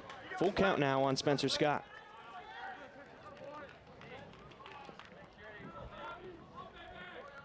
Bottom of the 4th inning, the Pilots have already put up 2 runs. Thanks to Ben Pataxel, who's over at third, had a 2 RBI double that scored Jake Holcroft and Tony Boeto.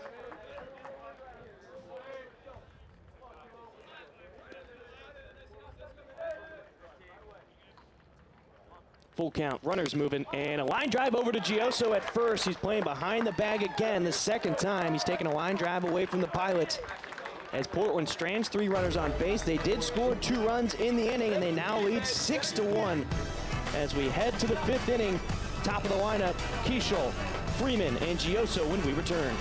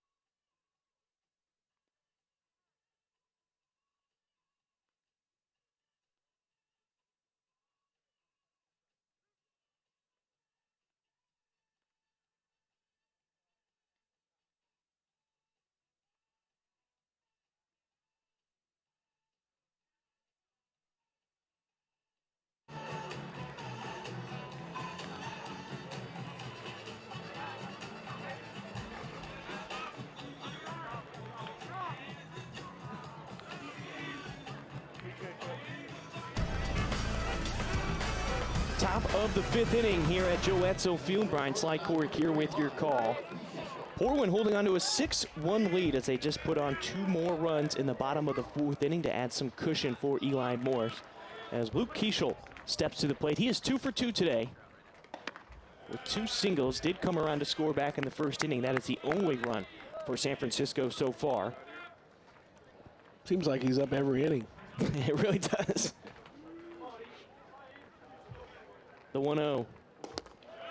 Now 2-0 on Keishel. Now in the 1st and 3rd innings, 1 through 6 came up for San Francisco, and then the 2nd and the 4th inning, it was 7 through 9, and both of those innings were 1, 2, 3 outings from Morris on the mound. The 2-0 to Keishel. Inside, that one almost got him. 3-0.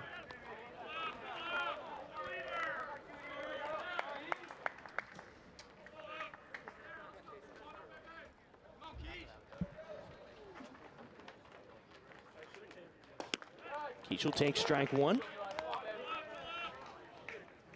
It's now 3-1. Temperature has slightly gone up since first pitch. Started at 64 degrees. It is now 66 degrees and partly cloudy. Keishel takes strike 2, and Morris, after falling behind 3-0, now gets himself back into position with a full count, 3-2.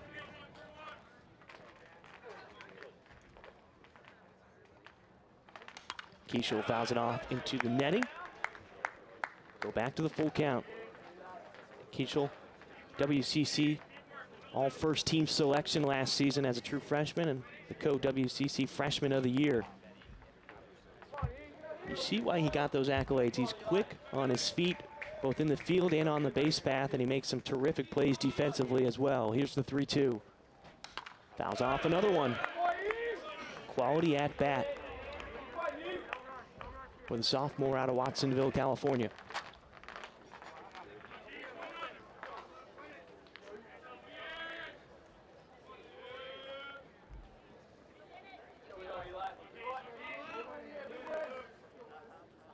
Full count again.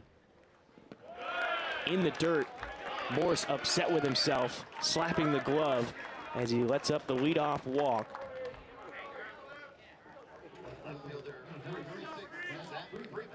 Zach Freeman now comes to the plate. He is 1 for 2 today. A strikeout in the first inning. He walked back in the third and was left stranded on second when the bases were loaded with only 1 out. Eli Morse responded with back-to-back strikeouts to strand all runners. And there's a ball that's hit foul and into the netting in front of that right field berm. So 0-1.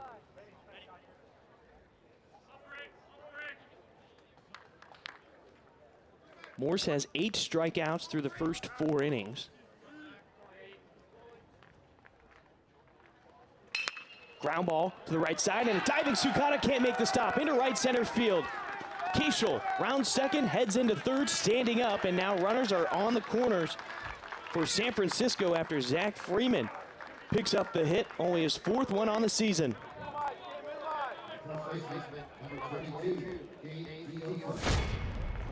Gabe Gioso comes to the plate. Gioso is 1 for 2 today. Had an RBI double in the first inning. That was San Francisco's one and only run so far. And the other time he came up to the plate, it was a line drive over to Ben Pataxel at third. So Boeto came out in front of the plate, gave the signal to the infield with no outs and runners on the corners.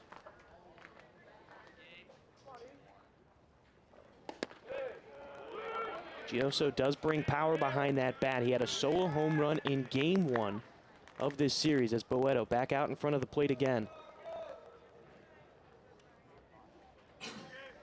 Letting the defense know where the priority is. What are we going to do here? Are we going to try to throw the guy out at second base, or are we going to keep the run from scoring? I have a feeling they might try to throw the guy out at second base. The 0-1. Gioso missing on the low pitch. 0-2 now. You know, the decision is usually, do you want to give a run for an out, and you've got quite a lead here. You might want to give a run for an out with no outs. I think if there's 1 out, maybe you don't. It's just a decision the coach makes. 0-2, and Gioso got enough of it to foul it off. Morse will get a new ball. Back to the 0-2 count.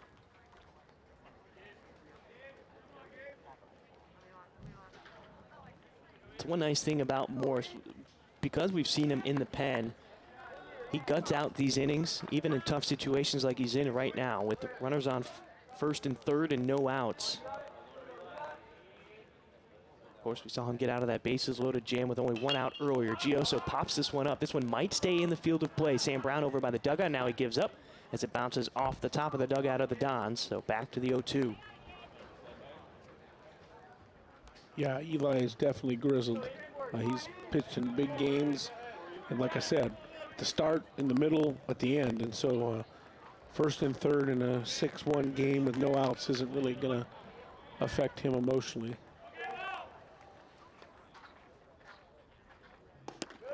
The back pick down to first.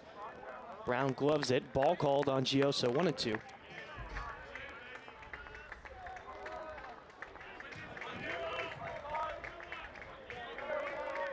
All the pilots up on the dugout fence right now.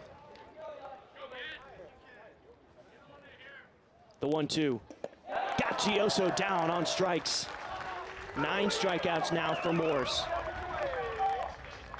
Mario DeMera comes to the plate. DeMera is 1 for 1 today with a single, and he was hit by a pitch. And see the breaking ball from Morse out of the reach of Gioso. Really good breaking ball.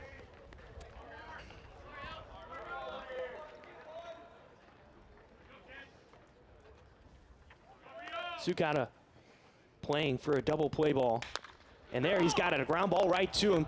Flips it over to Spencer Scott, the relay throw in time, and Morse have runners on the corners with no outs, gets a strikeout and a double play back-to-back. No runs come in to score, and it's 6-1 in favor of Portland as we head to the bottom of the 5th. Sukata, Boeto, and Holcroft when we return.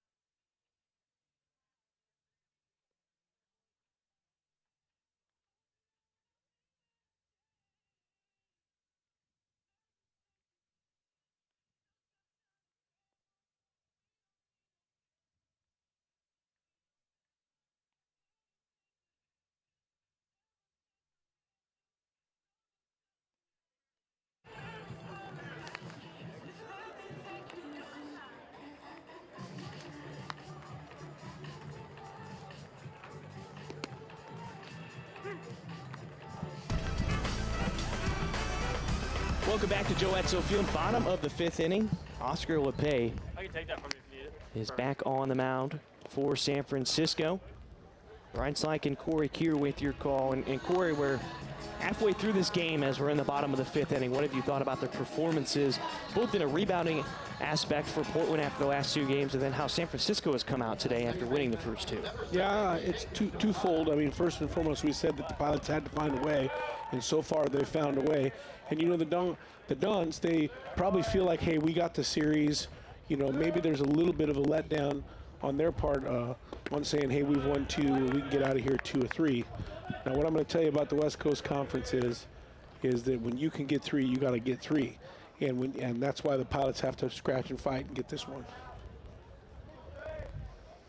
Sukata took a first pitch strike, now behind 0-2 in the count. After Lepay delivers a strike on the inner half of the plate.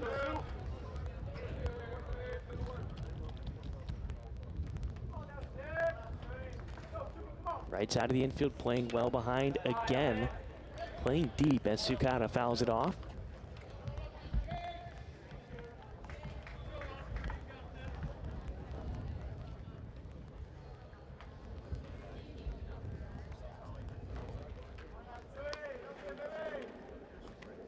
The 0-2, breaking ball. Above the belt for a ball, 1-2.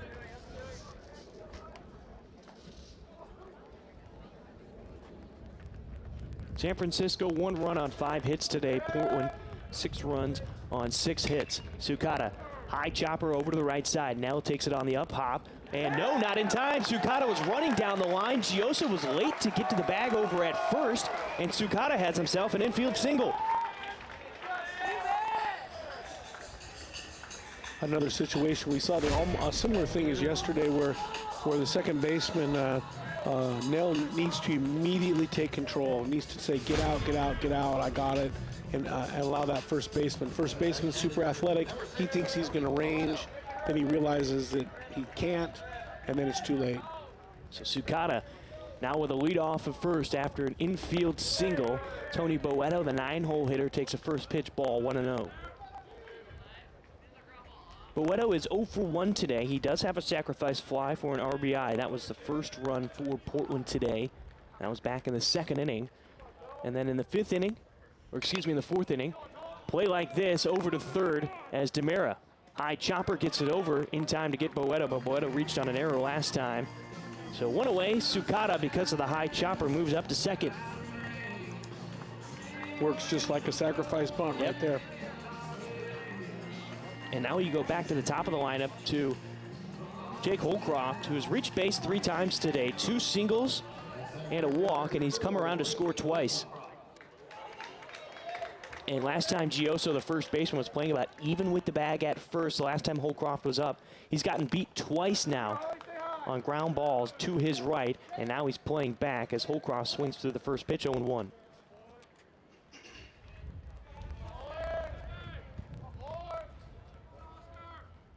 seems more and more fans are filing in here at Joe Etzel with sun shining down here on the bluff. Holcroft check swing didn't go around. 1-1.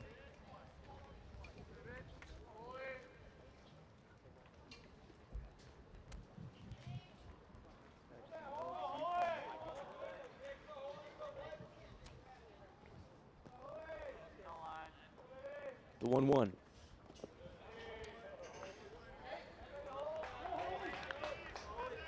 Good eye from Holcroft. Has him ahead on the count, 2-1.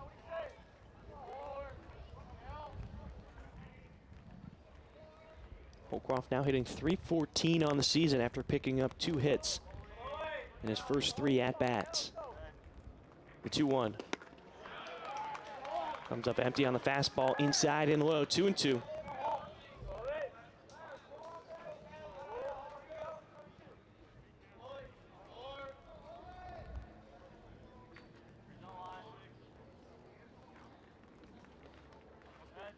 Sukata's on second with 1 out.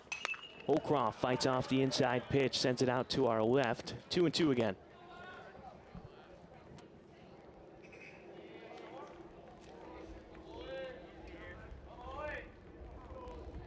(6-1) lead for Portland. Holcroft can add on another run with a base hit here.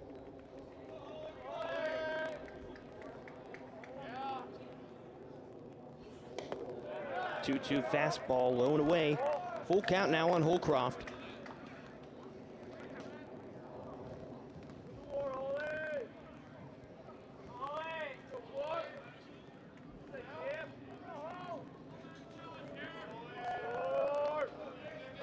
Slight movement by the outfielders. The center fielder, Jovetic, on the left side at second base. Whoa, high and inside, almost got Holcroft. Lucky he got out of the way of that one. And he heads over to first with a walk. And a ball that just got out of the hand of LePay. And again, fortunate Holcroft got out of the way of that one on a high and inside pitch. That'll bring up Ben Pataxel. He roped a ball off the fence his last time up. He's got 3 RBI on the day, as he's 2 for 3 with an RBI single in the second and a 2 RBI double back in the fourth.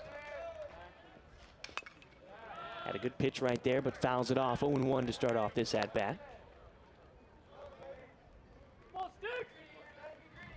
Briley Knight is on deck. Infield playing straight up with Pataxel.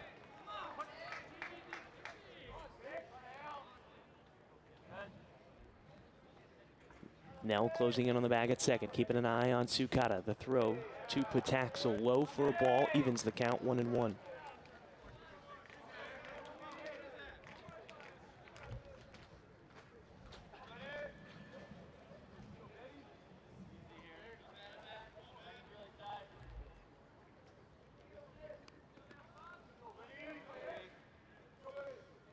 The 1-1, 1 out. Bottom of the 5th inning, a 6-1 lead. Breaking ball falls into the zone, 1-2, and it seemed like maybe Pataxel was expecting fastball and got switched up on a breaking ball. Just a cookie 1-1 breaking ball. Pataxel probably wishes you'd have swung at it. Jovetic now on the right side of second base with Pataxel at the plate. 2 strikes. And that ball ends up into the outfield. Both runners are going to move up. Sukata over to third. Holcroft up to second as the ball caught the edge of the glove of Nell and into the outfield. Yeah, and it was tailing away from it, looked like the entire way. Just thrown to the wrong side of the bag. You know, when you rep that with your pitching staff, you practice picks and you want to pick to the correct side of the bag. The correct side of the bag is on the second baseman's side, so that way you don't run them into the runner. So the infield now pulled in with only 1 out. The 1-2 on Pataxel.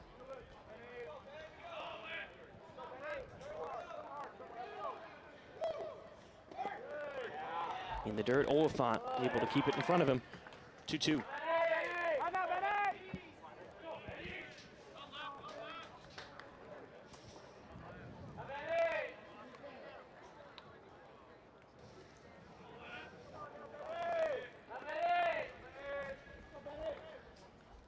Pilots have a chance to put up at least one run, if not two, with a base hit.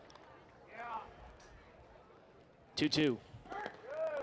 High from Pataxel, and a breaking ball in the dirt again. Full count. And ever since that first inning, Corey, it seems like it's been a point of emphasis to work a deep count against the pitchers for San Francisco. Yeah, something was probably said by the coaching staff to work the count, because it's definitely what they've done.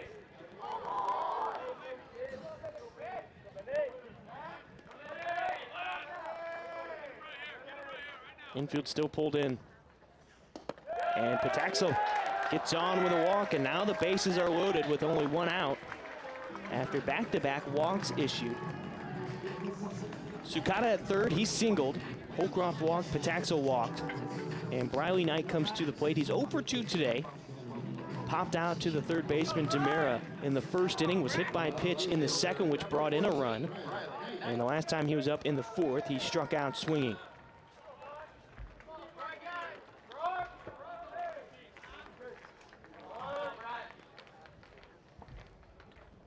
Infield partially pulled in now. Oliphant, excellent job to block that pitch to save a run from coming in, getting out of his stance. But before, with Pataxel at the plate, the infield was almost on the infield grass. Now they're sort of in the middle of the infield dirt. Still trying to prevent runner from coming in and possibly a double play. The 1-0. Pitch inside on Knight, goes for a ball, 2-0.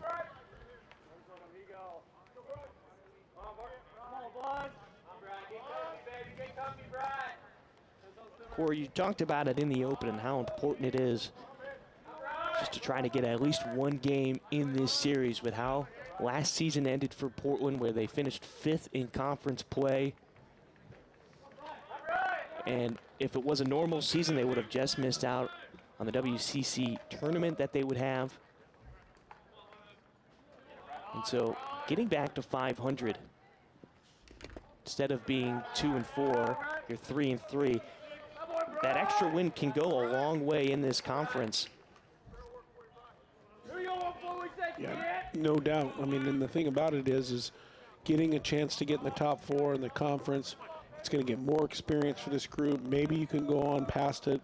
And the big thing about it is, too, is this whole club, pretty much the whole club, with the exception of a couple of people, are coming back next year. The 2-1. Knight takes strike 2 to even the count, 2-2. Got a chance to talk to Coach Valentine for about 20 minutes before the batting practice took off this morning, and he talked about the club coming back and some of the great recruits they've got coming in, some big-time pitching guys, getting some guys back from health issues, and I mean the Pilots. It's real bright up here on the bluff, that's for sure. As Knight takes ball 3, it's now 3-2.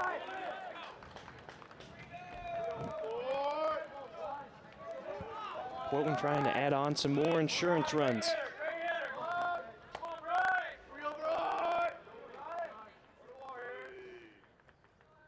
Three-two. Ball 4. And a run walks in. Sukata scores on a Knight walk. And it's now 7-1.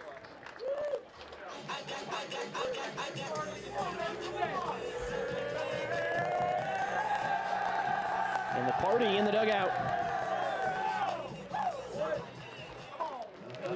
You know, I saw a highlight the other day. I forgot which team it was. The team went to Dave & Buster's before the game, pulled all their tickets together, bought a giant stuffed panda, announced the home run panda for the baseball team. Sam Brown takes strike 1, 0-1. Love it, love it. You got to keep it interesting. Add your own fun to the ballpark. Bases are loaded again. Holcroft is over at third. Pataxel at second. Knight is at third. Back when I was coaching at Mount Hood, there was a kangaroo built out of athletic tape. There you go. And it had a little pouch in it, and there was a place to find guys, and we had a little kangaroo court for fun stuff, and only sophomores were able to touch it, and sophomores would bring it to the game, and it would watch the game, and it would watch over us. And Now, why was it only sophomores? it was just a rule that the freshmen didn't touch the kangaroo, and then it was passed off from the sophomores to the freshmen, and yeah, and then we had a traditional trip where we go down to Coos Bay, and it's a long bus ride, and that's when we do our little kangaroo court, 25-cent fines and stuff like that. Nothing too big. Brown dealing with the 0-2 count.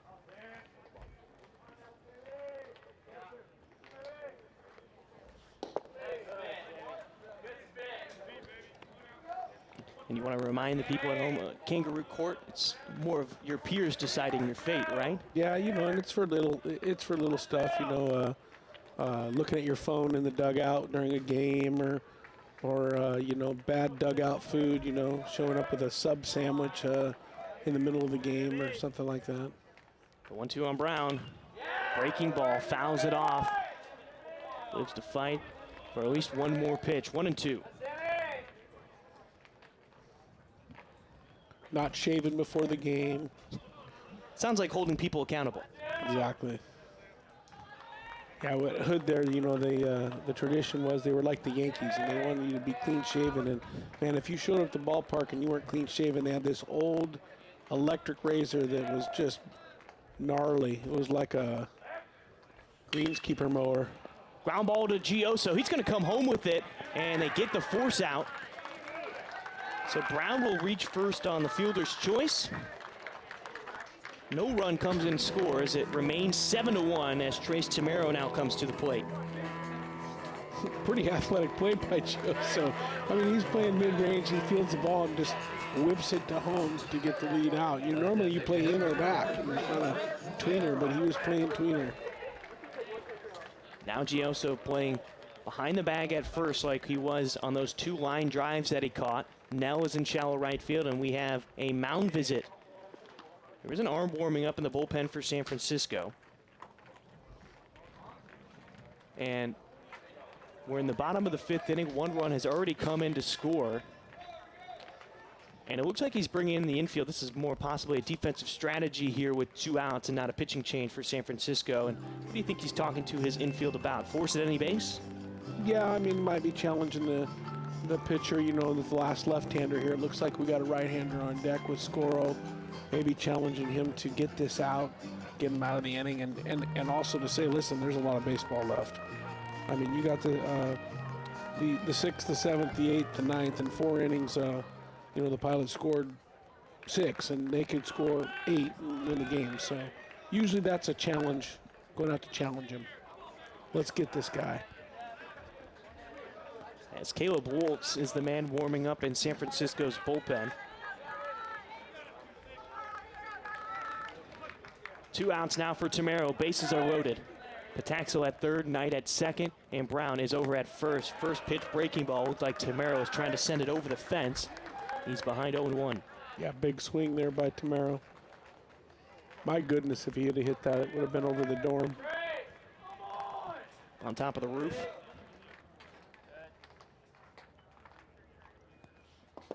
Check swing on another breaking ball. Called the ball. It'll be 1-1.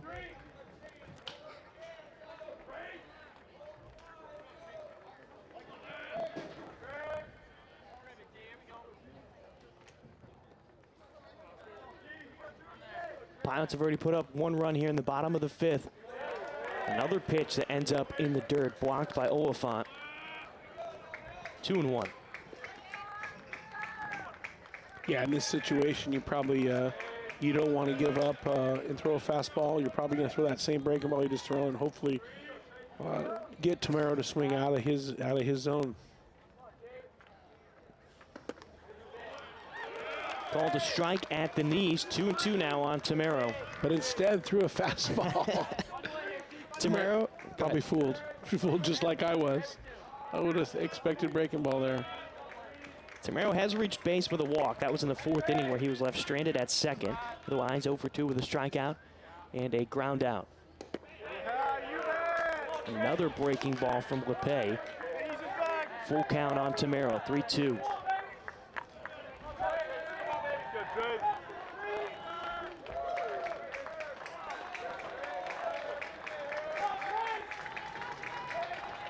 Tamero can pick up some RBI with a base hit, but with the full count, 3-2.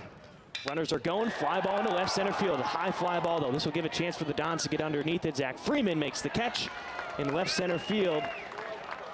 And the bases remain loaded for the Pilots. Only one run comes in to score. It's now 7-1 as we head to the 6th inning. Williams, Nell, and Stapleton when we return.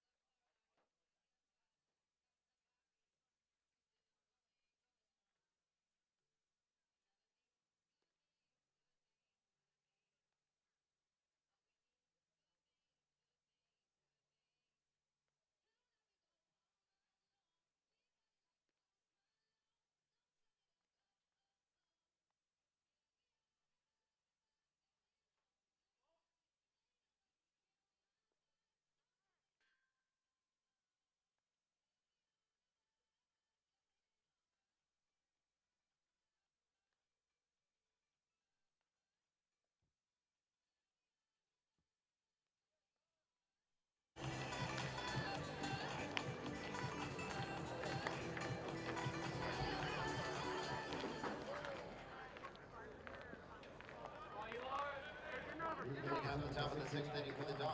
Right fielder number 30.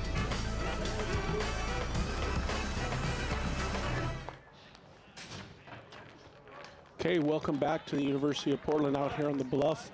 My partner Brian Slike is taking a slight little break here, and he's back. That's good news.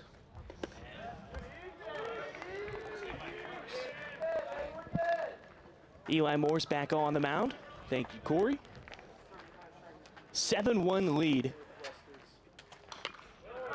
Ground ball that ends up just in front of the Dons dugout. So 0-2 now to start off Harris Williams. Williams is 0 for 2 today. A fly ball out into left field to Briley Knight, and then he struck out back in the 3rd inning. Ground ball to the right side, backhanded by Sukata at second. And the throw in time to beat Williams, one away to start off this 6th. Kyle Nell will come to the plate now. He's 0 for 2 with 2 strikeouts. Morse has gotten the best of him twice.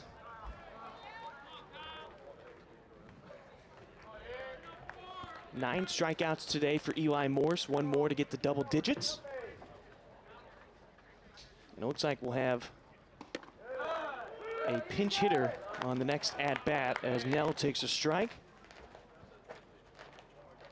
As Jordan Vujovic, senior from Sacramento, California, the transfer from Oklahoma, will be the new DH for San Francisco. Morse missing high, 1-1.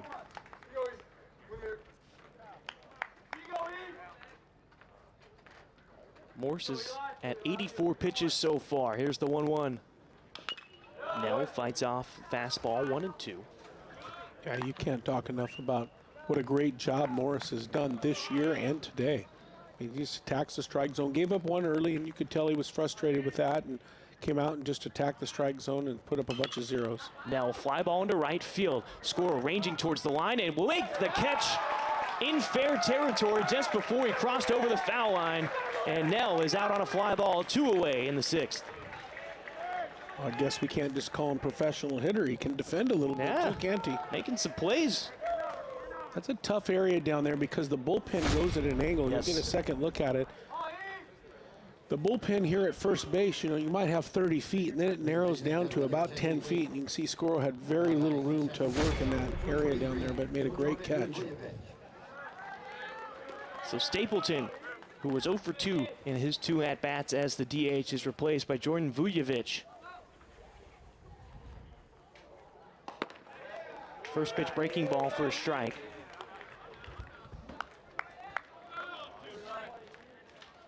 Vujovic yesterday was 0 for 3 after coming in the 9th inning. Here's a ground ball over to Spencer Scott. Yeah, it's short, gets the throw over to first in time, and a 1-2-3 inning for the Pilots in the sixth. We head to the bottom of the sixth, due up for Portland. Scoro, Scott, and Sukata on Portland CW.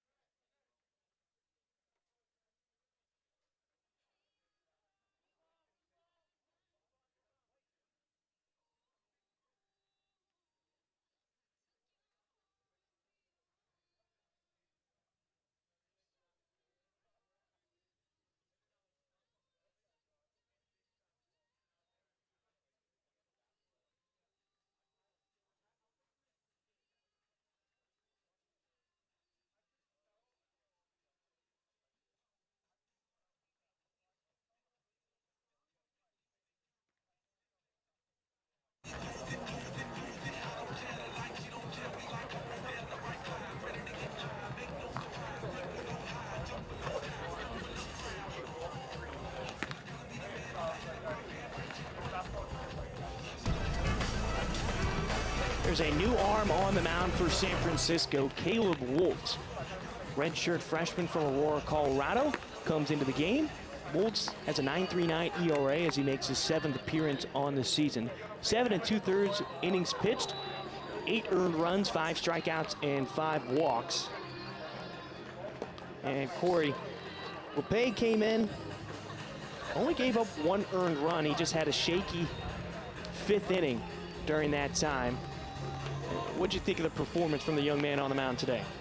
Well, I mean, a lot of LOBs, left on base. I mean, I want to say the Pilots probably had bases loaded twice, and he got out of the inning. So, you know, again, as the pitching coach, you say, well, you know, I don't care how many walks you have as long as you don't give up runs. And so he only gave up, what'd you say, 1 earned run. Just 1 earned run, yep.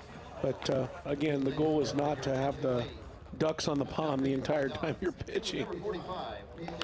And you're right. Oscar LePay went 2 innings of work, 66 pitches, 1 hit, 1 earned run, 1 strikeout, and the 5 walks. But you said it, left on base. It didn't really hurt him at all because he was able to get out of that inning. I mean, the game could be 12-1 right now with all the runners that have been left on base.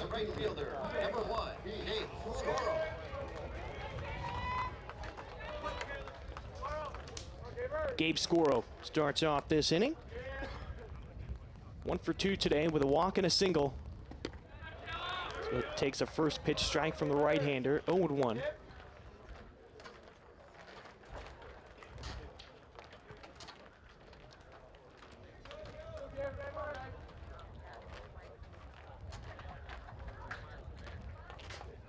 Still 66 degrees and partly cloudy here on the bluff.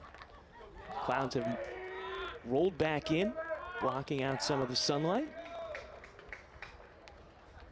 Scoro falls behind 0-2. Well, Brian, with all this blue out here in the Grant Generals Ball Club, it got me thinking about your hometown club, the Chicago Cubs, because you grew up where'd you grow up? Not Schaumburg, what's the town? Naperville, Illinois. Naperville, Illinois, just outside of Chicago. I got a little trivia question for you. All right, after Scoro singles back up the middle, picking up his 2nd hit of the day. And the leadoff man is aboard in the 6th inning for Portland, sending up Spencer Scott. Scott is 0 for 2 today with a walk, came around to score. He struck out looking in the 3rd, and then he lined out to Gabe Gioso in the 4th to end that inning. All right, Corey. Okay, in 1902. Oh, great. Oh, should be okay, because you probably got a hat of this. In 1902, the nickname the Cubs was coined by the Daily News there in Chicago. What was the name before they named it the Cubs? Scott took a ball. It's 1-0. I figured this would be a layup for you because you probably have a hat or a T-shirt or something growing up. You know, surprisingly, I had very few Cubs apparel growing up as Scott squares to bunt, pulls it back 2-0 now. I can't even give you a hint unless I went outside of the, that is the hint. It's a name of an NFL franchise. Oh, it wasn't. As Scott turns on one into the 5-hole. And after squaring up to bunt, pulls it back and gets a swing this time around. As he gets his first hit of the day, runners on first and second.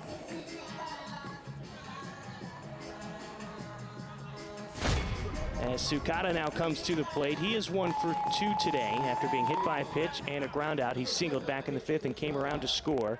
And the only run in the 5th inning. It wasn't the Cardinals, was it? That's a good guess. St. Louis wasn't around yet, I don't think. Sukata lays it down the third baseline, fielded by Demare, comes up throwing, and the sacrifice bunt works to perfection. Both runners move up 90 feet. Scott up to second, Scoro up to third, and there's one away. Tony Boeto comes to the plate. 0 for 2 today, reached on an error and scored back in the 4th, and then he grounded out to the third baseman back in the 5th inning. Had a sacrifice fly RBI in the 2nd inning as well. Let's just say that Peyton Manning would have loved for them to keep the name. Colts? Yeah, that's what they were. They were the Chicago Colts until 1902. Boeto batting .232 this season. Grad transfer from Santa Clara takes a first pitch ball. It's 1-0.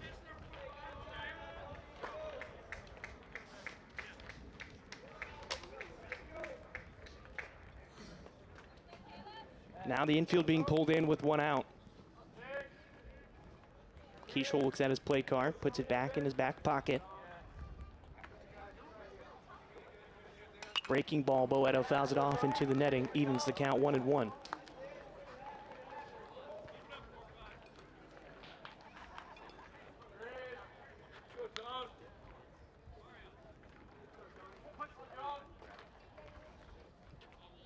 Infield still pulled in with only 1 out. No movement from the outfielders for the Dons. The 1-1. Breaking ball, no movement from Boeto inside for a ball, 2-1.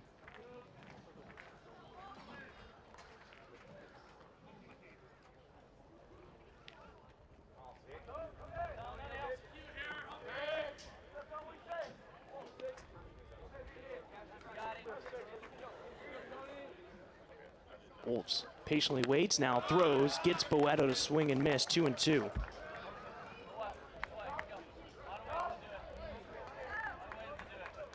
Now speaking of the Cubs core, you know where the saying out of left field came from, right? I'm assuming out of left field in the Cubs Wrigley Stadium. Well, it wasn't at Wrigley. It was before Wrigley Field was built. It's the 2-2-2 Boeto. Swung on and missed into the glove of Oliphant. And now we go back to the top of the lineup to Jake Holcroft, who has gotten on base all 4 times today. 2 singles and 2 walks. He's come around to score twice.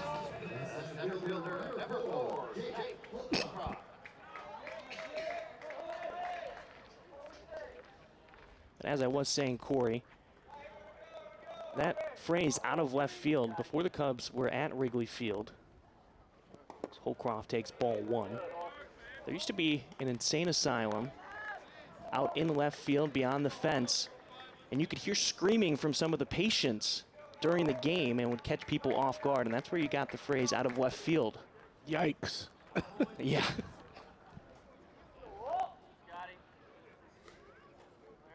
The 1-0. Breaking ball into Holcroft, goes for a ball. It'll be 2-0. Now Holcroft is from Upland, California. Famous pitcher that graduated from Upland High School in California. Here's the 2-0. Holcroft takes 3-0 now.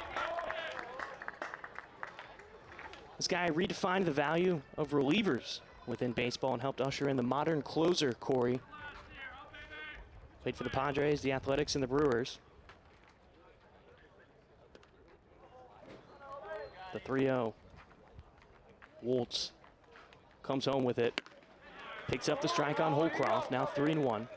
Well, I got to go to my guy, Dave Stewart. But if I didn't do that, I'd say Eckersley. That's the 2 that I would think of. You're sort of close. Now, this guy did have handlebar mustache. 3-time World Series champ, Raleigh- 7-time All-Star, and Raleigh MVP. Fingers. You Yeah, are we correct. We talked about him yesterday. I told you. As Holcroft gets on with another walk, his 3rd one of the day. He's reached base 5 times in 6 innings of work. Yeah, he was a starter at the beginning of his career, and then they moved him into like a deep 3-inning type guy, like we've seen Nygaard or Allegro do, and then they put him at the end of the game, and yeah, that's when it got going. Raleigh Fingers won the MVP and the Cy Young in 1981. He was a graduate of Upland High School in Upland, California. Ground ball to the right side. Nell fields it on the ground. And the easy throw over to Gioso at first. Pataxil's retired. The Pilots strand some runners on. Nobody comes in and scores. It's 7-1 as we head to the 7th inning. Jovetic, Oliphant, and Keichel coming to the plate for the Dons when we return.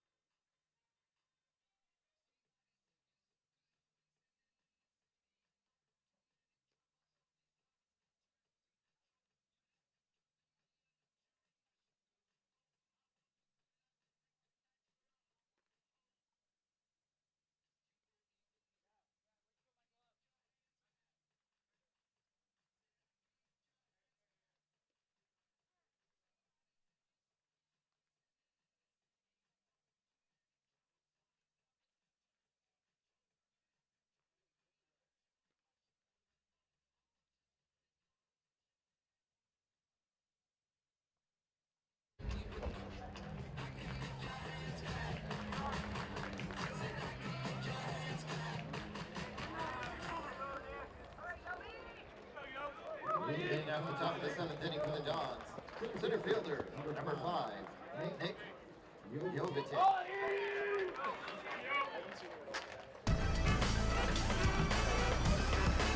Top of the 7th inning here between Portland and San Francisco in Game 3 of this series. Eli Morse is back out on the mound.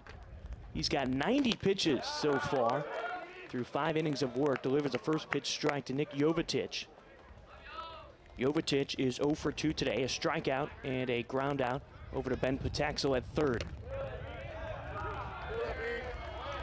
To be a breaking ball in the outer half of the plate. 0 for 2, or 0 and 2, I should say, on Jovetic.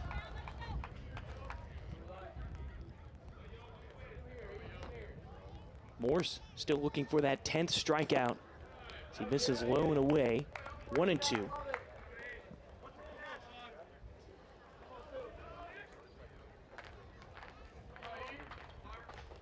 Looks like Nygaard is now warming up, or getting loose, I should say.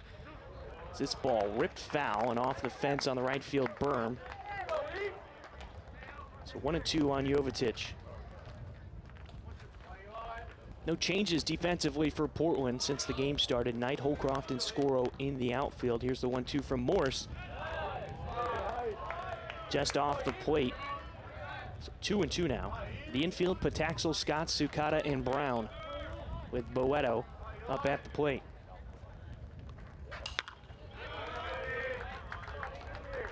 Back to the 2-2 after that one was fouled off.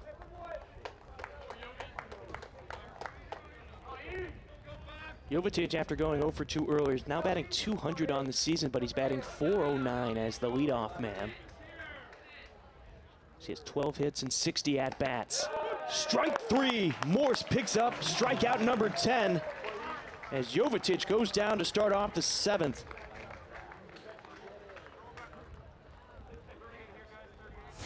And now we're going to have a pinch hitter. What was supposed to be Lane Oliphant is now going to be Michael Campagna.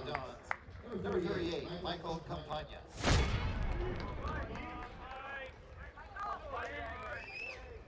Campagna started the last 2 days for San Francisco. The first pitch he sees from Morse is a strike on the inner half of the plate, 0-1. He was 2 for 4 yesterday with a run.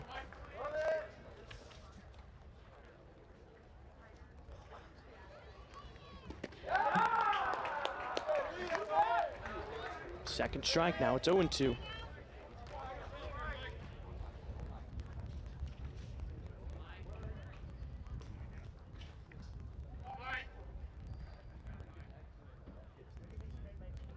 0-2. In the dirt, blocked by Boeto.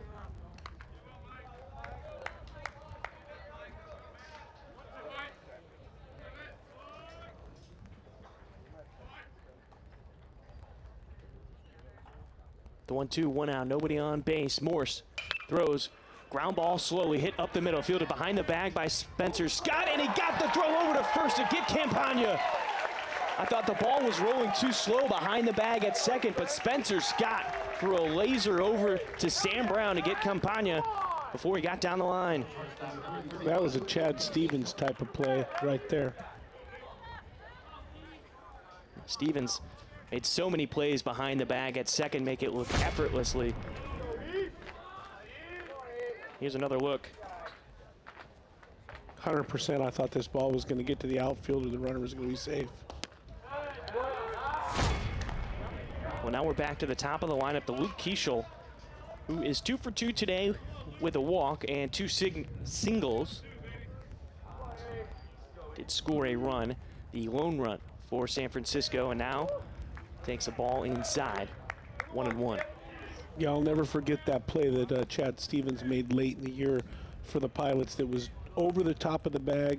He ranged deep into the outfield, glove side spin, and threw the guy out at first. As big league play. Fly ball into a difficult area out in right field, but Gabe Score calling everybody off, makes the play again before he crosses over the foul line, and that will end the threat. 1-2-3 inning for the Dons here in the 7th.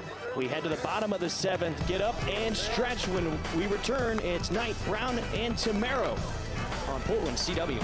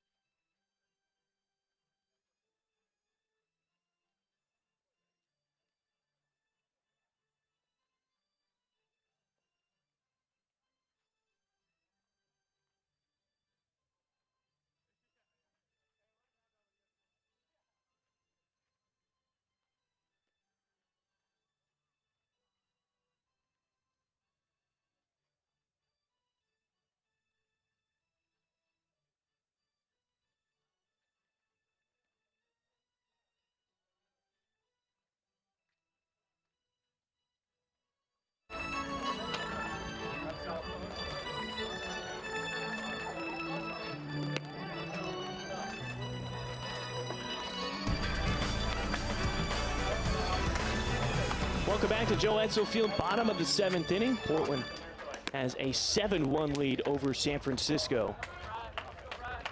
Coming to the plate to lead things off is Briley Knight.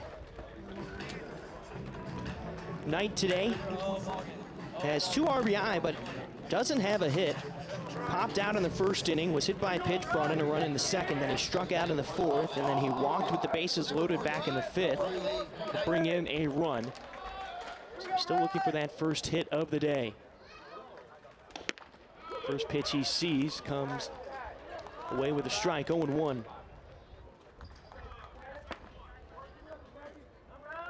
Knight came into today batting .288. Now down to .279. Strike 2, 0-2.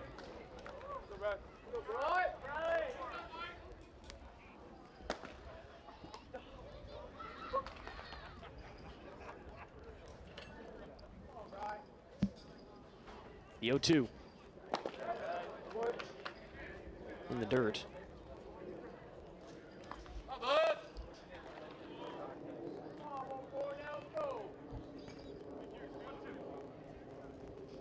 So only one change defensively, thanks to the pinch hitter, Campagna. Came in for Oliphant. Knight. That goes opposite field, and it'll land just in front of the left fielder, Zach Freeman. It looked like a hit initially off the bat, but we've been fooled a couple of times by the outfielders for the Dons. And he got an outside pitch and just put it where he only could. Yeah, Freeman's done a good job arranging out there, and Briley was thinking hustle double, but Freeman was like not having any of that. Sam Brown up at the plate as Knight picked up his first hit of the day. Brown is 1 for 4 with an RBI single in the second.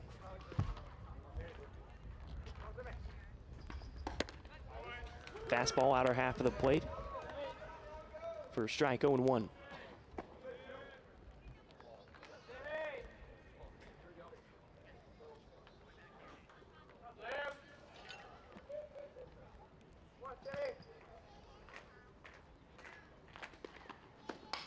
Brown, ground ball to the right side. Nell fields it, flips his hips, throws it over to second. They got the out, but not on the double play. Brown fast enough down the line. He reaches base on the fielder's choice.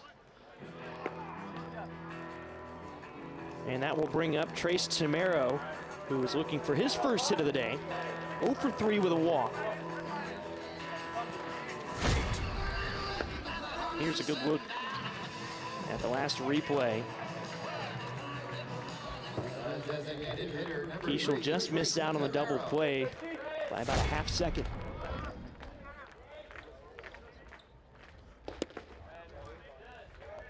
This is Tamero's first at-bat against Wolves. As he takes ball 1, it's 1-0.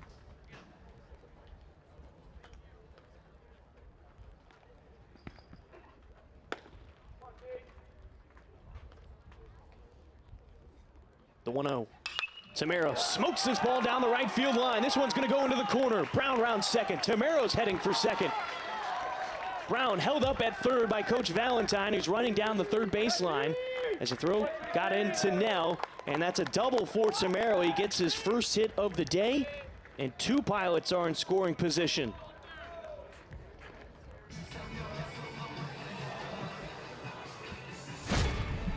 Second look at it, just a ball up in the zone, aggressive pull swing to the corner, and Tamero showed some foot speed there. I think if Valentine would have scored Brown, then Tamero might have tried for 3 on that. The infield pulled in with 1 out, runners on second and third, and Gabe Scoro is up at the plate. Scoro is 2 for 3 today with 2 singles and a run. He also walked.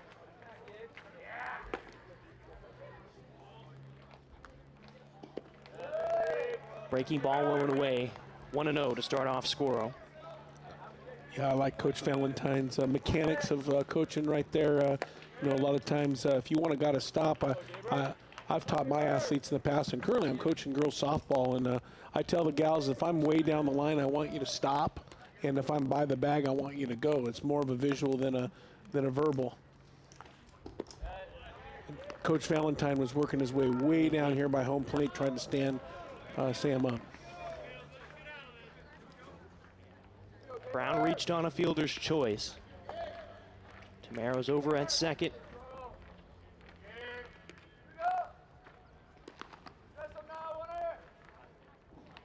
Pitch to Scoro. This one gets away from Campagna. Brown's coming home, and no throw at the plate. Brown adds on another run. It's 8-1 in favor of Portland.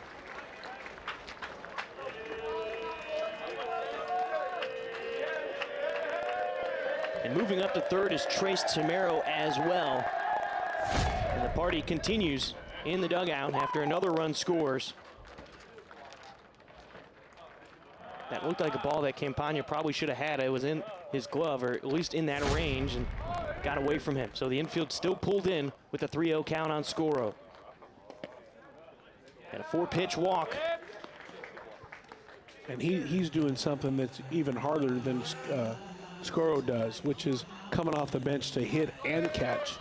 You know, it's difficult to sit on the bench a long time, and as it looks like the Dons pitching coach can come out and talk to him, but it's very difficult to sit on the bench all day, and then all of a sudden, hey, by the way, you're going to hit. Oh, put the gear on and go out there and catch. So there's a lot of coaches don't like to do that. You know, I've worked for a few skippers that they'd never think about making a catcher change in the middle of the game unless they were warming a guy up and coming in with him. But it looks like we're going to get We've got a pitching change for San Francisco. We'll be right back on Portland CW, an 8-1 lead right now for the Pilots over the Dons.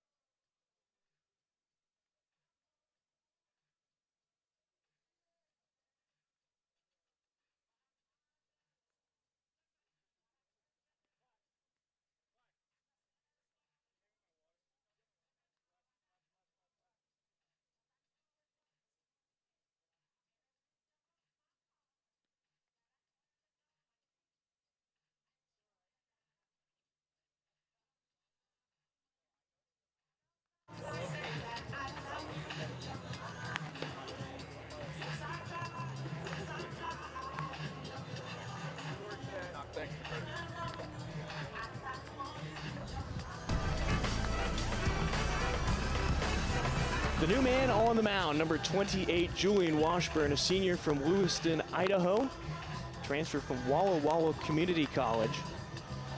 Washburn with a 7.94 ERA, making his 8th appearance on the season with a 5 2/3 innings pitched.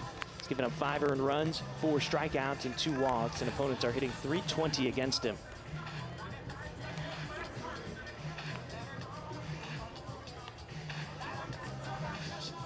Well, Washburn mainly just doing cleanup duty at this point this late in the game, with the team trailing by 7 here in the bottom of the 7th inning. Scorers over at first, Tamero is over at third during that pitching change. Now pitching for the Dogs, number 28, Julian Washburn. Spencer Scott comes to the plate. Scott 1 for 3 today. Strikeout, a line out, and a single back in the 6th inning. He did walk and come around to score in the 2nd inning in his first at-bat of the day.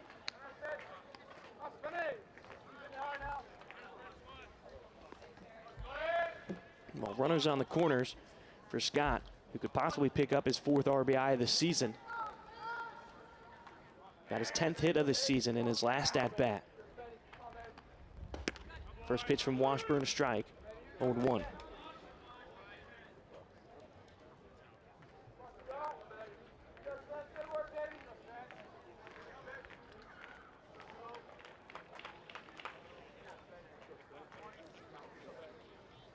Decent lead for Scoro over at first. Infield again is sort of in that in-between look instead of playing in with the runner over at third. Now the middle infielders setting themselves up for a possible double play opportunity.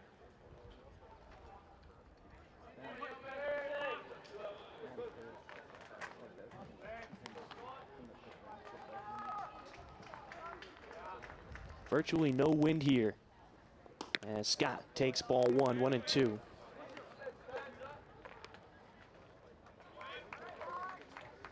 Still partly cloudy as you can see some blue up in the sky. So we now reach the high for the day, 68 degrees. Spencer Scott, ground ball to the second baseman, Nell. Over to Keishel and over to Gioso in time. A double play will end the Pilot threat here in the bottom of the 7th, but 1 run does come in to score. 8-1 lead for Portland as we head to the 8th inning. Freeman, Gioso, and Demera to the plate when we return.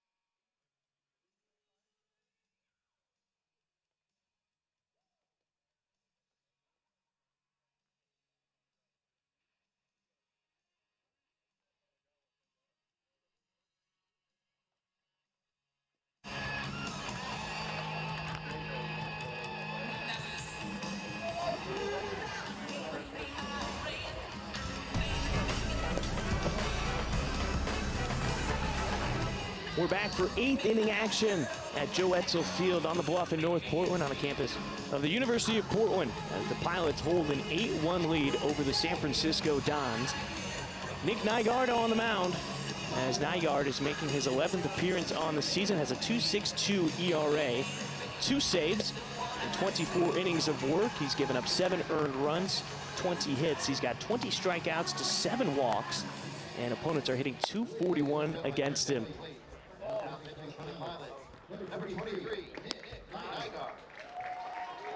Nygaard pitched in game 1. He went 3 innings, 27 pitches, giving up 2 hits and 1 run.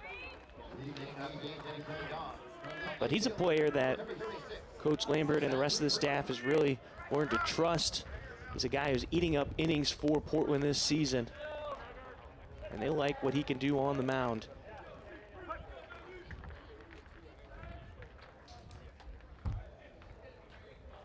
First pitch from Nygaard, a strike to Zach Freeman.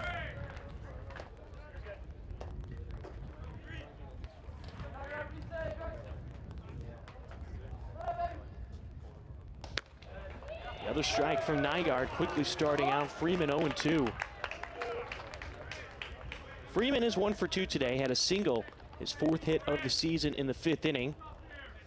He walked in the 3rd and he struck out to start the day in the 1st inning. Yeah, one thing about Freeman, he's got the coolest shoes in the park right now. He's wearing a pair of shoes that look like Dunklos. They look like Jordan, or the Dunklos we used to wear back in the day. There you get a nice look at them. As this ball gets away from Boeto. It looks like he's wearing some Air Jordans out there with some spikes. Yeah, it certainly does. The more white than black, it looks good.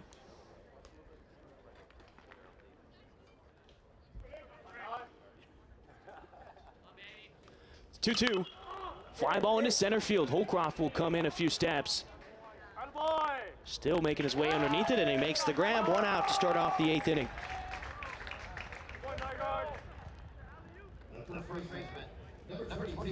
Gabe Gioso comes to the plate. He's 1 for 3 today. He brought in the 1 run with an RBI double in the 1st inning. Since then, though, he lined out to Ben Pataxel in the 3rd. And then in the 5th inning, he struck out. One of the 10 victims for Eli Morse. Nygaard missing high and away for a strike. Morse today, 7 innings of work through with 102 pitches, 5 hits, only 1 earned run, 10 strikeouts to just 2 walks as Nygaard missing high and away again. It's 2-0.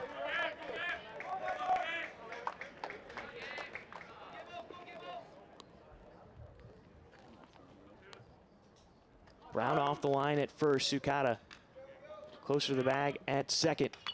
Gioso fouls off that pitch. Still ahead in the count, 2-1.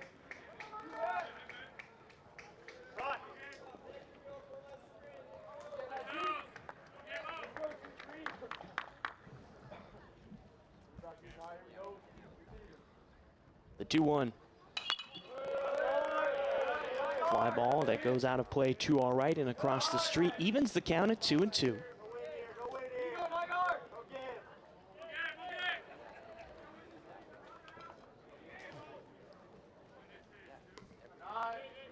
Gioso steps back into the batter's box. The open stance from the right-hand side. Left side of the infield playing back.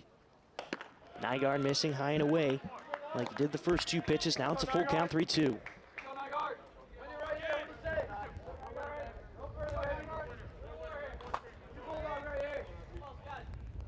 Nygaard setting himself up on the 3rd base side of the rubber. Comes home, full count. Fly ball into right field. Gabe Scoro took a drop step. Now he takes 3 or 4 steps in, makes the catch, and 2 away. And Mario Demera will come to the plate.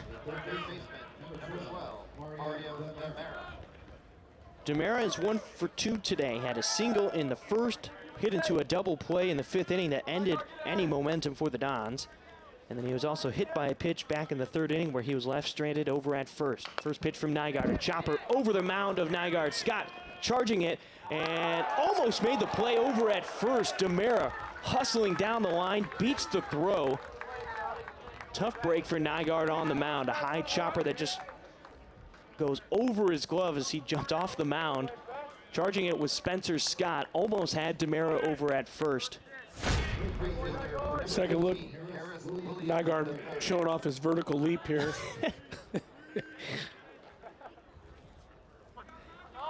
Infield single. So, Harris Williams, the 3rd, up at the plate. 0 for 3 today. Nygaard delivers a first pitch strike, 0-1. Fly out to left field tonight. Strikeout and a ground ball over to Sukata at 2nd are the 3 at-bats for Williams. Pataxel off the line at 3rd, almost playing in the 5-hole. Next throw from Nygaard, just missing low and away, 1-1.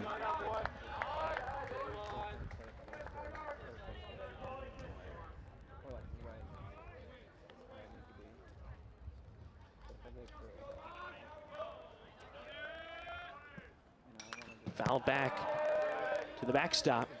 1-2.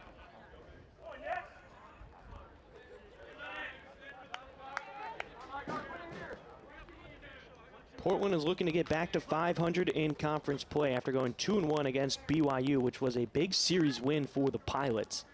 They've now won 2 straight series over the Cougars, which has not happened since they joined the conference. And a foul ball that missed by mere inches, as it was right on top of that first baseline and seemed to go foul just before it reached first base. In fact, the first base umpire, Garrett Wilson, had to get out of the way of that one. So 1-2 again.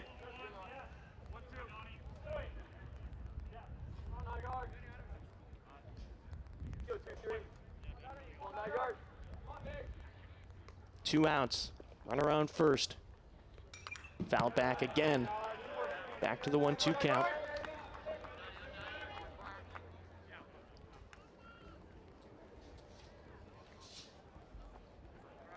As Gavin Clear out to get the foul ball. The 1-2 from Nygaard. Well hit ball into the right center field gap. That one is going to drop. Demera rounds third. He's headed home, and that'll be an RBI double as Sukata eats the cutoff throw. And the second run has now come in and scored for the Dons. They now trail 8-2 thanks to Harris Williams' RBI double.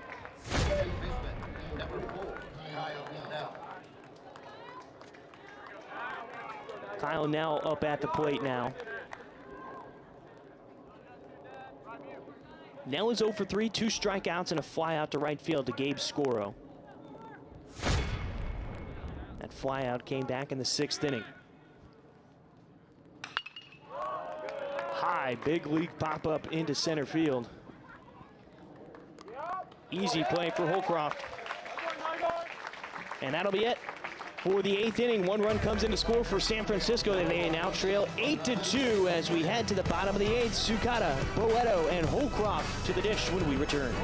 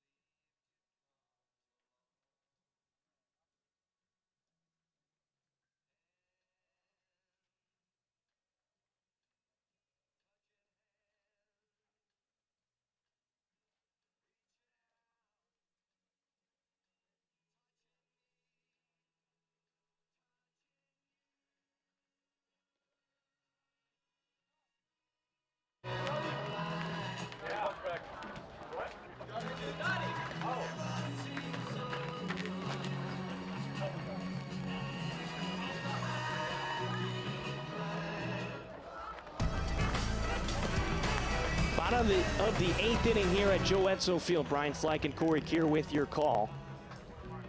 As Pilots lead by 6, 8-2. And Corey, you and I were just looking at the standings in the West Coast Conference. This is a very important game for them. Right now, Portland sits in 7th place, 2-3 in conference. And it'd be huge because, one, San Francisco is only a game ahead of them right now, but BYU, who they just played, a team that was supposed to finish 2nd in the conference, just lost their 2nd conference series in a row, and they sit in 8th place. And Loyola Marymount, the next West Coast Conference opponent for Portland, as Sukata hits a line drive over to Keishel, and he makes the grab before it hits the ground. So 1 out for Portland to start off the 8th. But as I was saying, they have LMU this next weekend, and creeping up that conference standings, it's going to be important to finish off a win here today. Yeah, I mean, they get out of here today 3-3. They go down to LMU and do their job, which is 2-3 or 3-3. They could be looking at a top 4, sitting in the top 4 with 6 series left. But today on Find a Way Day, it's super important to get this win. Right now they're sitting on a 6-run lead, 8-2, as Boeto, a line drive over to Gioso, and another grab for him behind the bag at first. That's the 3rd time he's stolen a hit away from Portland today. playing deep behind the bag at first. So 2 away and back to the top of the lineup to Jake Holcroft. Like you said, BYU is supposed to be better than what they've played, and this one win might be a big, big win later in the year if BYU starts sweeping people. BYU is now 2-4 in conference play. Portland with a win today would move up to 3-3. Now Loyola Marymount, they swept their first series and then they lost 2 of 3 to Santa Clara. Strike called on Holcroft, 1-1. They got redemption today by winning 4-2 in 10 innings. The 1-1. Holcroft fouls it off, and that one caught Campagna. Gingerly gets up, so Tyler Schmidt, the home plate umpire, will give a new ball to Washburn. Conference standings right now, Gonzaga's 5-1 in conference. They're first, San Diego's second at 4-1. Santa Clara's 4-2, along with Loyola Marymount. They're 3-4. Pepperdine and San Francisco are both 3-2 in conference at 5-6. And Portland, who at the beginning of this series, because they were 2-1, was in second place early on in West Coast Conference play, but dropping the last 2 to San Francisco has put them in 7th place. We said BYU was right behind them, and then St. Mary's and Pacific round out the bottom half of the conference. Both teams are 0-5. The 2-2, Holcroft got enough of it to send it into the netting. Goes back to the 2-2.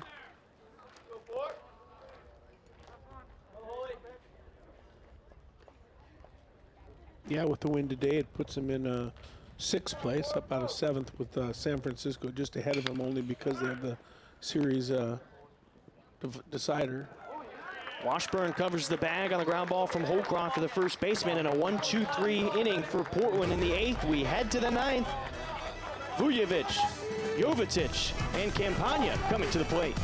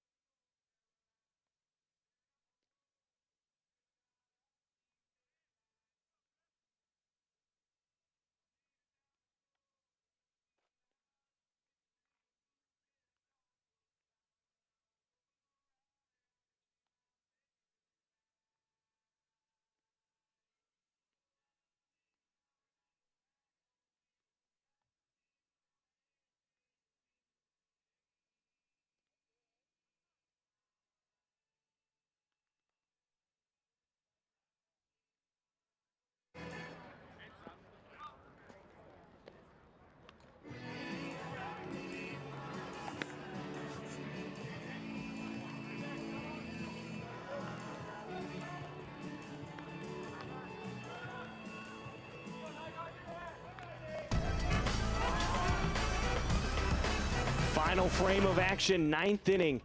Dons are coming to the plate, trailing by 6, 8-2 is Nygaard back on the mound. Now we do have a pinch hitter. Vujovic was supposed to come up. He was the DH who replaced Christian Stapleton, I should say. As Zach Griffin, freshman from Gilroy, California, transferred from San Joaquin Delta College, will make a pinch hit appearance.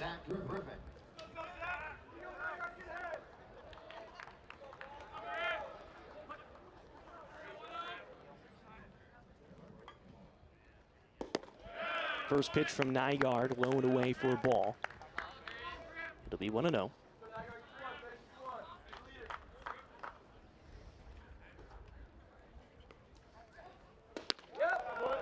Nygaard comes back with a strike, evens the count at 1-1.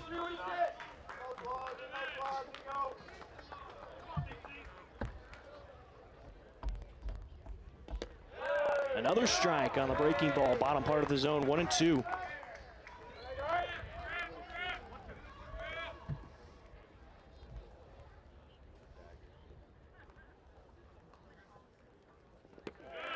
Barreto having to block that one with his body. 2-2 now on Griffin. Griffin this season's batting 167, only making his 5th appearance on the year. He's got 1 hit and 6 at-bats, and he goes down with a strikeout from Nygaard. 1 away to start the 9th.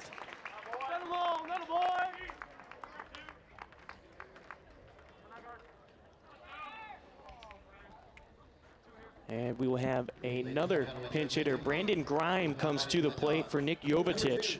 Brandon Grime. Mr. Grime had a very good first game of the series. I want to say he had 2 hits and an RBI, or maybe 1 hit and an RBI, but key RBIs. Yeah, he was 2 for 3 with a single and a double and a sacrifice fly that actually brought in the game-winning run back in the 2nd inning. San Francisco won 3-1 in Game 1 on Friday. So Grime fouls this one off to even the count, 1-1.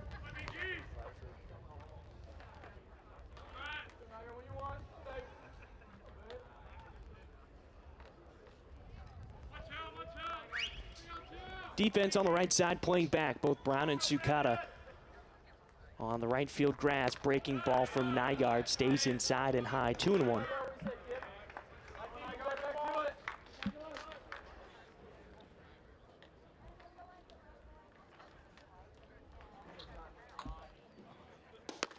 Nygaard inside, now behind in the count, 3-1.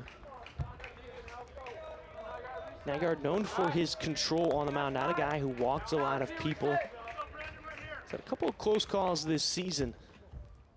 And put some men on base. Here's the 3-1. Gets a foul ball. Pulled down the first baseline. Full count now, 3-2.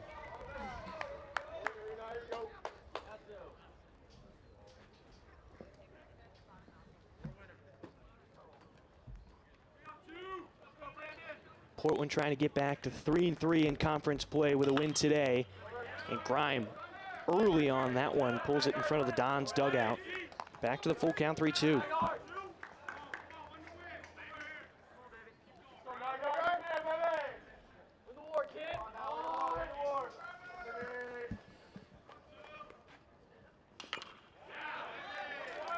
And you got to hand it to Grime. Tough at bat right here, quality at bat.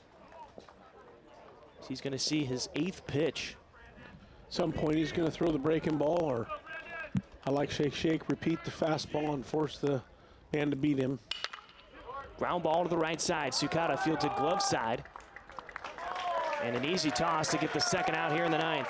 Little funky hop there, coming straight at Sukata and skip to the glove side. Fortunately, he made the play. Michael Campagna now up at the plate. He's 0 for 1 today.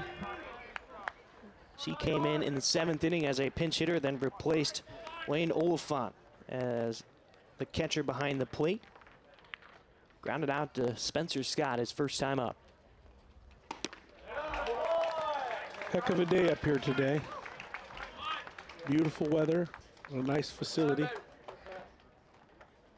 2 quality teams, great series. Yeah, a well-fought series between these 2 teams. I mean, so much so that 3-1 was really just 2-1, a late error added on an extra run, and then yesterday's game that went 14 innings. Again, it took a defensive woe to open up the scoring for San Francisco again to get a win. But really, 2 well-contested games early on. These 2 teams are just so similar, maybe not size-wise, but how they play. It's Nygaard missing inside. It's now 3-1 on Campagna. Yeah, it could have been super easy for San Francisco to come up here and get 3, and it could have been super easy for the Pilots to get 3. That's kind of where these games have been. And each run just seems like you're pulling out hair. It's that hard to get runs across as Nygaard walks the man with 2 outs. And we'll go back to the top of the lineup to a dangerous hitter and Luke Keischel.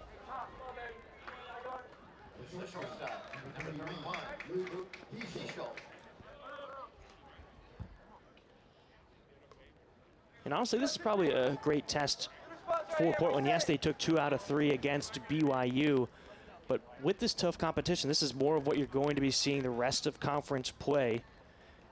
And not only that, it's not like they have any easy games on their schedule. They're going up against Pac-12 schools in Oregon State and Oregon to go along with Washington and Washington State. There's no break. There's no circle this team or circle this series and say, man, this is going to be really easy. Darius Foster is the pinch runner over at first. Keishel, one hopper over to Spencer Scott, and they get the force out at second with the throw to Sukata, and that'll be it.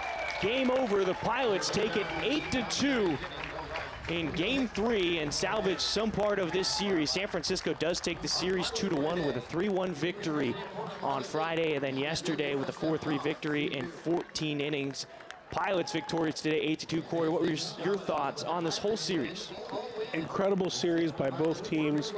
Super excited that obviously the Pilots, they went on have-to-do-it day, they did it. Watch for both of these teams to play in the top 5 of the conference the rest of the way out. They both pitch very well, they both defend very well, they run the bases well, and they're well coached. So incredible job by both sides. Well, that was Corey Kier. We got to thank the production crew back inside the Chiles Center for putting on today's production. I'm Brian Slyke, and thanks for watching on Portland CW. Hope we get home safely, and catch us on Tuesday as the Pilots are back in action against the University of Washington. 5 p.m. first pitch right here on Portland CW.